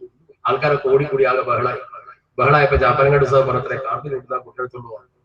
അവരാ കുട്ടി പേടിച്ചിട്ട് കുട്ടികൾ മരിച്ചു. കുട്ടിയുടെ ഇങ്ങനെ പതുങ്ങിയിരിക്കുക. കുട്ടിക്ക് തട്ടുക ചെയ്തിട്ടുണ്ട്. പക്ഷെ കുട്ടിക്ക് ഒരു പോർലില്ല, മുറിവില്ല, ഒടിവില്ല, ചതവില്ല. കുട്ടി നേരെ അവരുടെ കൂടെ നടന്നു പോയി. അവർ കുട്ടി അവർ കുഴപ്പമില്ല, അവർക്ക് മാപ്പോഴും. ചാപ്പനങ്ങാട് സാർ ചോദിച്ചു, ഞാൻ പറഞ്ഞു നിർത്തേണ്ട പോയിക്കോളൂ, കുട്ടിക്കൊന്നും പറ്റൂല എന്ന് എനിക്കറിയാം. കണ്ടോ, ഈ സംഭവത്തിന് സാക്ഷികളായ 2 മനുഷ്യന്മാർ ഹയാത്തിലുണ്ട്. ആ ജാതി കറാമത്തിന്റെ ഉടമയാണ് ചാപ്പനങ്ങാട് സാർ. ഇത്ര വലിയ കറാമത്ത് ജീവിതത്തിൽ കാണിച്ച വലിയൊരു മനുഷ്യൻ. നിരവധി കറാമത്തുകൾ അദ്ദേഹത്തെ സ്നേഹപ്പെടുത്തി. മഹാത്ഭുത. ആ മഹാനാണ് ഐദ്രോസിനോട് പറഞ്ഞത് സമത്തിൽ ഉറച്ചത്. അള്ളാഹുവിന്റെ ഔലിയാക്കളുടെ സമത്തെ നയിച്ച മഹത്വം. ആ മഹാന്റെ ജീവിതം എത്ര വിശുദ്ധമാണെന്ന് ചാപ്പനങ്ങാട് സാറിനെ കുറിച്ച് അറിയുന്ന ആളുകൾക്കറിയാം. അദ്ദേഹത്തിന്റെ ജീവിതം പ്രവർത്തനം മുഴുവൻ അത്ഭുതകരമാണ്. അങ്ങനെയുള്ള ചാപ്പനങ്ങാട് സാർ ഐദ്രോസിനോട് പറഞ്ഞു, നിങ്ങൾ സമത്തിൽ ഉറച്ചു നിൽക്കണം, നമ്മൾ അവിടെ നിൽക്കണം. കേരളീയ മുസ്ലിം ഉമ്മത്തിന്റെ ഇന്ന് കണ്ട പുരോഗതിക്ക് മുഴുവൻ ഈ 90 വർഷക്കാലം സമത്വത്തിന്റെ സേവനത്തിന്റെ പിൻബലം ആരെയും എതിർക്കാനല്ല, ആക്ഷേപിക്കാനല്ല, മഹല്ലത്തിൽ കുഴപ്പമുണ്ടാക്കാനല്ല. നമ്മളിന്നും പ്രസംഗത്തിന്റെ ഫലമല്ല സമത്വം നിലനിന്നത്. നമ്മളിന്നും പ്രവർത്തനത്തിന്റെ ഫലമല്ല സമത്വം പുരോഗതിപ്പെട്ടത്. സമത്വ പുരോഗതിപ്പെട്ടതിനെ നയിച്ച മഹത്വത്തിന്റെ ബർക്കത്തുണ്ട്. അത് സ്ഥാപിച്ച ഉസ്സിസാന തഖ്വ എന്ന് പറഞ്ഞ മഹാന്മാരെ ബർക്കത്തുണ്ട്. ആ മുബാറക്കായ ജീവിതവും പ്രവർത്തനവും ഈ സമൂഹത്തിന് കാഴ്ചവെച്ച കണ്ണിയത്ത് ഉസ്താദ് ശംസുലമ പോലത്തെ മഹത്തുക്കൾ, ആ മഹാന്മാരെ ജീവിത വിശുദ്ധി കൊണ്ടാണ് സമത്വക്കൊപ്പം നിന്നത്. പാണക്കാട് കുടുംബത്തിന്റെ നേതൃത്വം എന്നും സമത്വക്കൊപ്പം ഉണ്ടായിട്ടുണ്ട്. മഹാനായ ശൈഖുനാ ശംസുലമ തന്റെ പ്രിയപ്പെട്ട സഹോദരൻ ഇ കെ അബൂബക്കർ മുസ്ലിയാർ മരിച്ചപ്പോ, ബഹുമാനപ്പെട്ട ഇ കെ ഹസൻ മുസ്ലിയാർ മരിച്ചപ്പോ ശംസുലമ കാത്തു നിന്നു. എന്തിന്? ശിഹാബ് തങ്ങൾ വൈദ്യസ്കരിക്കാൻ വരാൻ, ശിഹാബ് തങ്ങൾ വന്നിട്ടേ വൈദ്യസ്കരിക്കുള്ളൂ എന്നാ പറഞ്ഞത്. കുടുംബത്തിലുള്ള ബന്ധമാണ്. ആ ബന്ധം മറിച്ചു മുറിക്കാൻ ആര് ശ്രമിച്ചാലും അപകടം. ശംസുലമയുടെ ഭാര്യ മരിച്ചു. സ്വന്തം ഭാര്യ മരിച്ചാൽ ഇമാമത്ത് നിൽക്കാൻ ഭർത്താവിന് അർഹതയുണ്ട്. അർഫക്ക് മഹാരിമാണ് കാര്യങ്ങളൊക്കെ ചെയ്യേണ്ടത് പഠിപ്പിച്ചില്ലേ? സ്വന്തം സഹോദരൻ മരിച്ചപ്പോഴും സ്വന്തം ഭാര്യ മരിച്ചപ്പോഴും ഫഖീഹായ ആലിമായ ശംസുലമക്കത്തെ ഇമാമു കവി. ഭാര്യ മരിച്ചപ്പോ ആരോ പറഞ്ഞു ശിഹാബ് തങ്ങൾ ദൂരെയാണ്, വരാൻ വൈകും, എന്താ ചെയ്യാൻ, നിസ്കരിക്കട്ടെ ശൈഖുന. ശൈഖുന പറഞ്ഞു, ശിഹാബ് തങ്ങൾ വന്നിട്ട് എന്റെ ഭാര്യയുടെ മയ്യത്ത് നിസ്കരിക്കുക, എത്ര വൈകിയാലും സാരമില്ല, യാസീൻ ഓതിക്കോ, തിരക്കുള്ളവർക്ക് പോകാം. ഇവിടെ നിസ്കാരം ശിഹാബ് തങ്ങൾ വന്നിട്ട്. ആ ജാതി ബന്ധം പാണക്കാട് കുടുംബത്തോട് കൊടുത്തിയ വലിയൊരു ആ ബന്ധങ്ങളൊന്ന് വളർത്തു മാറ്റാൻ ശ്രമിക്കുക, അവിടെ നിന്നും വിടലുണ്ടാക്കാൻ ശ്രമിക്കുക. ഈ സമൂഹത്തിന്റെ ജീവന സ്പന്ദനങ്ങളാണ് ഈ ഉലമാക്കളും ആ ഒരു ബന്ധം ശരിക്കും നിലനിർത്തി കൊണ്ടുപോകുന്ന ശംസുലമ ശ്രദ്ധിച്ചിട്ട് കണ്ണിയത്ത് ഉസ്താദ് ശ്രദ്ധിച്ചിട്ട് ഒരു തങ്ങൾ ഈ സമൂഹത്തിന്റെ മുമ്പിലുണ്ട് എന്ന് പറഞ്ഞാൽ കണ്ണിയത്ത് ഉസ്താദ് അവരെ വല്ലാതെ ബഹുമാനിക്കും, വല്ലാതെ ആദരിക്കും, അവരെ കൊണ്ട് ദ്വാരപ്പിക്കും. ഈ സമൂഹത്തിന്റെ കൂടുന്ന മഹത്വങ്ങളൊക്കെ അവരെ തൃപ്പഞ്ച് ഉസ്താദ് എന്നും സമത്വക്കൊപ്പം നിന്നാണ്. സമത്വ കേരള ജമീയത്തുലമയുടെ സമ്മേളനങ്ങളിൽ ജാമ്യയിൽ എന്നും വന്നൊരു മനുഷ്യനാണ്. ആരെങ്കിലും എന്തെങ്കിലും അദ്ദേഹത്തിന് ചെന്ന പാണക്കാട്ട് പോയി തുറന്നോ, അല്ലെങ്കിൽ ശംസുലമയുടെ അടുത്ത് പോയിക്കോന്നാ മതി. ആ മഹാൻ സമത്വക്കൊപ്പം എന്നും നിന്ന മനുഷ്യൻ ശൈഖുനാ ശംസുലമയുടെ പ്രിയപ്പെട്ട ഒരു സ്നേഹിതനെ പോലെ കൊണ്ടുവന്നു. അതാണ് അദ്ദേഹത്തിന്റെ ഏറ്റവും വലിയ പ്രത്യേകത. ചിന്തിക്കണം നിങ്ങൾ, ആ പ്രത്യേകതയും പ്രവർത്തനങ്ങളും ശരിക്കും നിങ്ങൾ മനസ്സിലാക്കണം. ഒരിക്കൽ ഞാൻ ഇപ്പോഴും ഓർക്കുന്നുണ്ട്, ശ്രദ്ധിക്കണം, ബഹുമാനപ്പെട്ട ശൈഖുനാ ശംസുലമ അലാവുദ്ദീൻ ഹിംസി തങ്ങളുടെ അപ്പമാണി നേർച്ച നടക്കുന്ന ആ മഹത്തായ മക്കബറയിൽ ബഹുമാനപ്പെട്ടവർ അവിടെ നിൽക്കണേ, മൗനമായി നിൽക്കണം. അവിടെ റൂസ് നടക്കുന്ന സമയത്ത് തൃപ്പഞ്ച് ഉസ്താദ്, ബഹുമാനപ്പെട്ട തൃപ്പഞ്ച് ഉസ്താദ് വന്നിട്ട് ശൈഖുനാന്റെ കൈ പിടിക്കാൻ ശ്രമിച്ചു. ശൈഖുനാ ശംസുലമ കൈ വലിച്ചു. ആളുകൾ ഇത് കണ്ടപ്പോൾ ആൾക്കാർക്ക് വല്ലാത്ത സങ്കടം തോന്നി. ശംസുലമ അതിരത്തെ സ്നേഹിക്കുന്ന ബഹുമാനപ്പെട്ട തൃപ്പഞ്ച് ഉസ്താദ് അതിരത്തെ സ്നേഹിക്കുന്ന ബഹുമാനപ്പെട്ട ശൈഖുനാ ശംസുലമ ഇതെങ്ങനെ സംഭവിക്കുക? കയ്യൊന്ന് കൊടുക്കാൻ പോലും ധൈര്യമില്ലാതെ പിൻവലിച്ചു. ബഹുമാനപ്പെട്ട ശൈഖുനാ ശംസുലമ ആ സിയാറത്ത് പൂർത്തിയാക്കി, രണ്ടുപേരും സിയാറത്ത് പൂർത്തിയാക്കി പുറത്തിറങ്ങി. ബഹുമാനപ്പെട്ട തൃപ്പഞ്ച് ഉസ്താദിനെ റൂമിലേക്ക് വിളിച്ച് ഒരു സ്നേഹിതനെ പോലെ ആദരിച്ചു. രണ്ടുപേരും ബഹുമാനിച്ചു. തൃപ്പഞ്ച് ഉസ്താദ് അവിടുന്ന് പോകുമ്പോ ശൈഖുന പടിയിറങ്ങി വന്ന് യാത്രയാക്കി. അരുമ ശിഷ്യനായ ഒരാൾ ചോദിച്ചു, വളയാൻ പറയുന്നില്ല, അതെന്താ ശൈഖുന മക്കാമിൽ വെച്ച് കൈയെന്നപ്പോ ഒരു പരിചയമില്ലാത്ത പോലെ കാണിച്ചിട്ട് പിന്നെ എങ്ങനെ ചെയ്തതെന്ന് ശൈഖുനാ ശംസുലമ പറഞ്ഞു, ഞാൻ ആരടാ അവിടെ കിടക്കുന്നതാരാണ്? അവിടെ ഒരു മഹാൻ കിടക്കുമ്പോ അവിടെ വന്നിട്ട് എന്റെ കൈ പിടിക്കുന്നതല്ല ശരി, ആ മഹാനേക്കാൾ വലുതല്ല ഞാൻ, അവിടെ എന്റെ കൈയല്ല പിടിക്കേണ്ടത്. അവിടെ നമ്മൾ ആരും പരസ്പരം അങ്ങോട്ടൊന്നും ചെയ്യണ്ട, അവിടെ ആ മഹാനാണ് വലുത്, അവിടെ നമ്മളൊക്കെ. അതാണ് ഷെയ്ഖുനാന്റെ തവാദ്. തൃപ്പഞ്ചിതനെ അറിയാത്തോണ്ടല്ല, തൃപ്പഞ്ചിതനെ ഷെയ്ഖുനാനെ ബഹുമാനിച്ചത്. ചിന്തിക്കണം നിങ്ങൾ ആ രീതിയിലുള്ള തവാദ്. ഒരിക്കൽ ബഹുമാനപ്പെട്ട ശംസുലമയുടെ പ്രിയപ്പെട്ട അനുജൻ ഇ കെ ഹസൻ മുസ്ലിം ഷെയ്ഖുനായിട്ട് ചോദിച്ചുത്രേ, മകളെ കെട്ടിച്ചപ്പോ ഒരു കർഷകനെ കെട്ടിച്ചു കൊടുത്ത ഒരു കർഷകന്റെ മകൻ, എന്റെ നമ്മളെ മക്കളെ ആലിമിനല്ലേ കെട്ടിച്ചു കൊടുക്കേണ്ടതെന്ന് ചോദിച്ചു. ഇ കെ ഹസൻ മുസ്ലിം ചോദിച്ചതാണ് ഷെയ്ഖുനാൻ. ഷെയ്ഖുന തിരിച്ചു മറുപടി ചോദിച്ചു, ആരാടാ ആലിം? നീയും ഞാനും, നമ്മളൊക്കെ തെമ്മീസുള്ള ജാഗിരികളാണ്, വേറൊന്നും അല്ല. അത് മറുപടി. അതാണ് മറുപടി. തവാദുവിന്റെ അങ്ങേയറ്റം. ഇത്ര വലിയ സ്ഥാനത്തെത്തിയിട്ടും തവാദുവിന്റെ അങ്ങേയറ്റം. ഞാനിപ്പോ പ്രസംഗിക്കുമ്പോൾ ഞാൻ വലിയൊരു പ്രസംഗത്തിനും നിങ്ങളൊക്കെ മോശക്കാരെന്ന് കരുതി എന്റെ കഥ കഴിഞ്ഞു. നേരെ മറിച്ച് എന്നെക്കാൾ പ്രസംഗിക്കാൻ കഴിവുള്ള മഹാന്മാര് സഹസ്രമുണ്ടെന്ന് ഞാൻ മനസ്സിലാക്കണം. അങ്ങനെയായിരുന്നു അവരൊക്കെ നമ്മളെ പഠിപ്പിച്ചത്. ആ ഒരു വിശുദ്ധിയാണ് നമുക്ക് വേണ്ടത്. കൽബിൽ തീരെ അഹങ്കാരമില്ലാത്ത വറഇന്റെ മൂർത്തിഭാവങ്ങൾ. വറഅ് എന്ന് പറഞ്ഞാൽ മിസ്കാലു ഹബ്ബത്തിൻ മിനൽ വറഅ് ഖൈറും മിൻ അൽഫി മിസ്കാലിൻ മിനസ് സൗമി വസ്സലാഹ്. ഒരല്പം പടച്ചോനെ പേടിയുണ്ടെങ്കിൽ, പടച്ചോനെ എന്ന് പറയുമ്പോൾ മനസ്സിലൊരു വേദാറുണ്ട്. അതാണ് 1000 നിസ്കാരത്തെക്കാളും 1000 നോമ്പിനെക്കാളും പരിക്കും. നിങ്ങൾ എത്ര നിസ്കരിച്ചിട്ടും കാര്യമില്ല പടച്ചോനെ പേടിയില്ല, നിങ്ങൾ എത്ര നോമ്പിട്ടും കാര്യമില്ല പടച്ചോനെ പേടിയില്ല. അതിനേക്കാളൊക്കെ ഫലം അള്ളാഹുവിനെ കുറിച്ചുള്ള കൽപ്പനയും ആ മഹാന്മാർക്ക് ഉണ്ടായിരുന്നു. അതവർക്കൊക്കെ ഉണ്ടായിരുന്നു. ഷെയ്ഖുനാ ശംസുൽ സദാ ദാക്കിറായിരുന്നു. അറിയോ നിങ്ങൾക്ക്? ഒരുപാട് ത്വരീഖത്തിന്റെ ഷെയ്ഖായിരുന്നു. ആ മഹാനായ മനുഷ്യൻ ഈ സമൂഹത്തിൽ ഒരുപാട് ആളുകൾ തെറുപ്പിയത് ചെയ്തിട്ടുണ്ട്. സി എം വലിയുള്ളാഹി വരെ എഴുതിയിട്ടുണ്ട്. ബഹുമാനപ്പെട്ട സി എം വലിയുള്ളാഹി തളിപ്പറമ്പിൽ ഷെയ്ഖുനെ ദർശെടുത്തപ്പോ നേരെ ദർശകൻ കയറി ചെന്നിട്ട് പറഞ്ഞു, എനിക്ക് ഇബാദത്തിൽ ലദ്ദത്ത് കിട്ടുന്നില്ല, എനിക്കൊരു മനസാന്നിധ്യം കിട്ടുന്നില്ല. ഷെയ്ഖുനെ കയ്യിൽ തലയിൽ വെച്ച് ദ്വാരത, ഷെയ്ഖുനെ കയ്യിൽ തലയിൽ വെച്ച് ദ്വാരന്നു സി എം വലിയുള്ളാഹി. എന്റെ തറക്കിക്ക് കാരണം അതാണ് എന്ന് ബഹുമാനോട് പറയുമായിരുന്നു. എന്റെ വളർച്ചയ്ക്ക് കാരണം ഷെയ്ഖുനായുടെ ദ്വാരാണ്. നാരാ പറയുന്നത് സി എം വലിയുള്ളാഹി. ഇത്ര വലിയ മഹാന്മാർ നമ്മളെ നയിച്ചു. ആ ഷെയ്ഖുനായെന്നും ആരും സംശയിക്കാൻ പാടില്ല. ആ ഷെയ്ഖുനായുടെ പാതയൊന്നും ആരും തള്ളി പറയാൻ പാടില്ല. നമ്മളെ നയിച്ച മഹത്വങ്ങളൊക്കെ ഈ സമൂഹത്തിന് കൊടുത്ത വിശുദ്ധി അതാ. ഇന്നേ വരെ സമത്വയുടെ ഒരു നേതാവിന്റെ പേരിൽ ഒരു കളങ്കം നിങ്ങൾ കേട്ടോ? ഒരു സാമ്പത്തിക അഴിമതിയോ അതല്ലെങ്കിൽ വ്യാജമായി പണമുണ്ടാക്കുന്ന ഏർപ്പാടോ ഈ സമൂഹത്തിന് മുമ്പിൽ തെറ്റിദ്ധാരണ വരുത്ത വല്ല പ്രവർത്തനങ്ങളും കേട്ടോ? ഇല്ലല്ലോ. 100% വിശുദ്ധി മാത്രം ഈ ഉമ്മത്തിന് മുഴുവൻ കാഴ്ചവെച്ചു, ഇബ്രാക്കൾക്ക് കാഴ്ചവെച്ചു, സാധാരണക്കാർ കാഴ്ചവെച്ചു. അതാണ് സമത.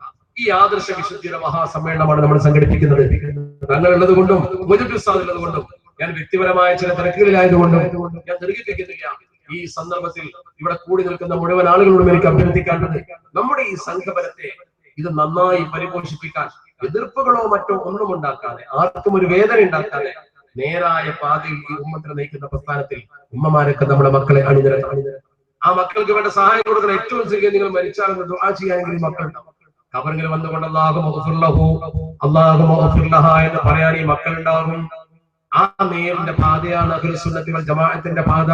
വഅന്ന ഹാദാ സിറാത്തി മുസ്തഖീമ, ഇതാകുന്നു നേരിന്റെ വഴി. ഫത്തബിഊഹു, ആ വഴി നിങ്ങൾ പിന്തുടരണം. വലാ തത്തബിഉസ് സുബുൽ, മറ്റ് മാർഗങ്ങളിലേക്ക് പോകരുത്. ഫതഫറഖ ബികും അൻ സബീലിഹി, പരിശുദ്ധ ദീനിന്റെ മാർഗത്തിൽ നിന്ന് അവരൊക്കെ വഴിതെറ്റി പോകും. ഒരുപാട് മതസംഘടനകൾ ഉണ്ടാകും, ഒരുപാട് ചിന്താധാരകൾ ഉണ്ടാകും. അതിൽ ശരി ഏതെന്ന് കണ്ടെത്തണം. നമ്മൾ ശരി കണ്ടെത്താനുള്ള ഏറ്റവും നല്ല മാർഗം നയിച്ച നേതാക്കളെ നോക്ക്. ഞാൻ ചോദിക്കട്ടെ, കണ്ണിയത്തിനെ പോലെ സൂക്ഷ്മതയിൽ ഒരു മനുഷ്യനെ നിങ്ങൾ കേട്ടിട്ടുണ്ടോ അടുത്ത കാലത്ത്? ആ മനുഷ്യൻ എവിടെയാണെന്നത്? ജനാംഗീകാരമുള്ള ഉമറാക്കൾ ബഹുമാനപ്പെട്ട ബാഫക്കി തങ്ങൾ എവിടെയാണെന്നത്? പൂക്കോയ തങ്ങൾ എവിടെയാണെന്നത്? ചിന്തിക്ക് നിങ്ങൾ. അവരൊക്കെ ഈ സമൂഹത്തിന്റെ തലപ്പത്ത് എവിടെ നിന്ന് വന്ന് പഠിക്കും നിങ്ങൾ? അപ്പോഴേ നമുക്ക് അതിന്റെ കൂട്ടുവത്സാദിനെ കുറിച്ച് അറിയില്ലേ? ഒരു പുഴുക്കുത്തുമില്ലാത്ത ചാപ്പനങ്ങാടി ബാപ്പുസ്ലാനെ കുറിച്ച് അറിയില്ലേ? ഉസ്താദിനെ കുറിച്ച് നമ്മൾ പറഞ്ഞില്ലേ? വലിയുള്ളാഹി ഖുതുബ് സമാൻ മമ്പുറം സയ്യിദ് അലവി തങ്ങളുടെ മക്കാമിന്റെ വരുമാനം പോലും കൊടുത്തതാർക്കാ?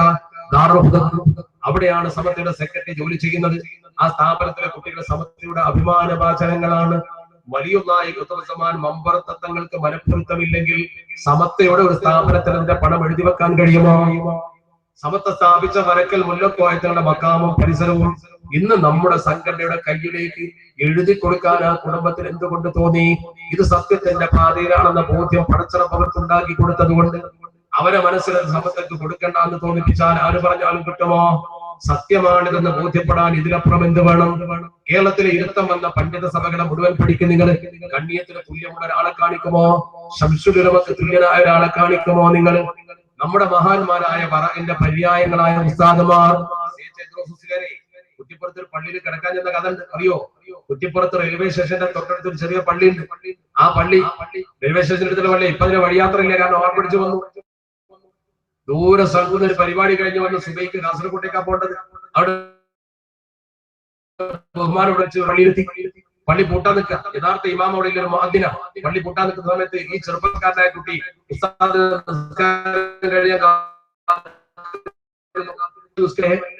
അപ്പൊ ഈ കുട്ടി പറഞ്ഞു പള്ളിയിലാരും കിടക്കാൻ സമ്മതിക്കില്ല. ഉസ്താദ് പറഞ്ഞു ആയിക്കോട്ടെ മോനെ, ഇത് ആരാന്ന് ഈ കുട്ടിക്ക് അറിയില്ല.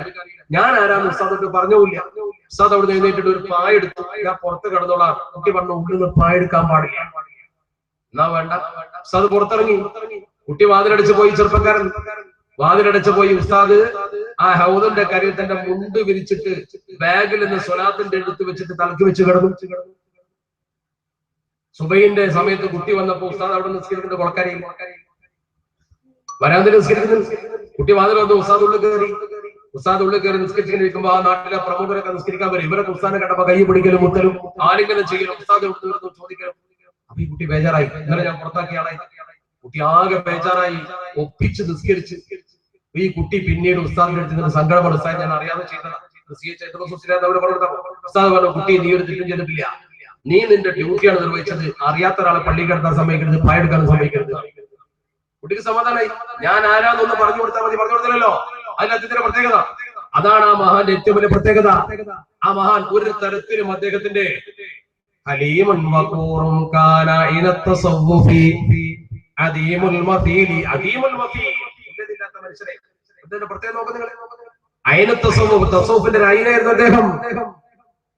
ആ രീതിയിൽ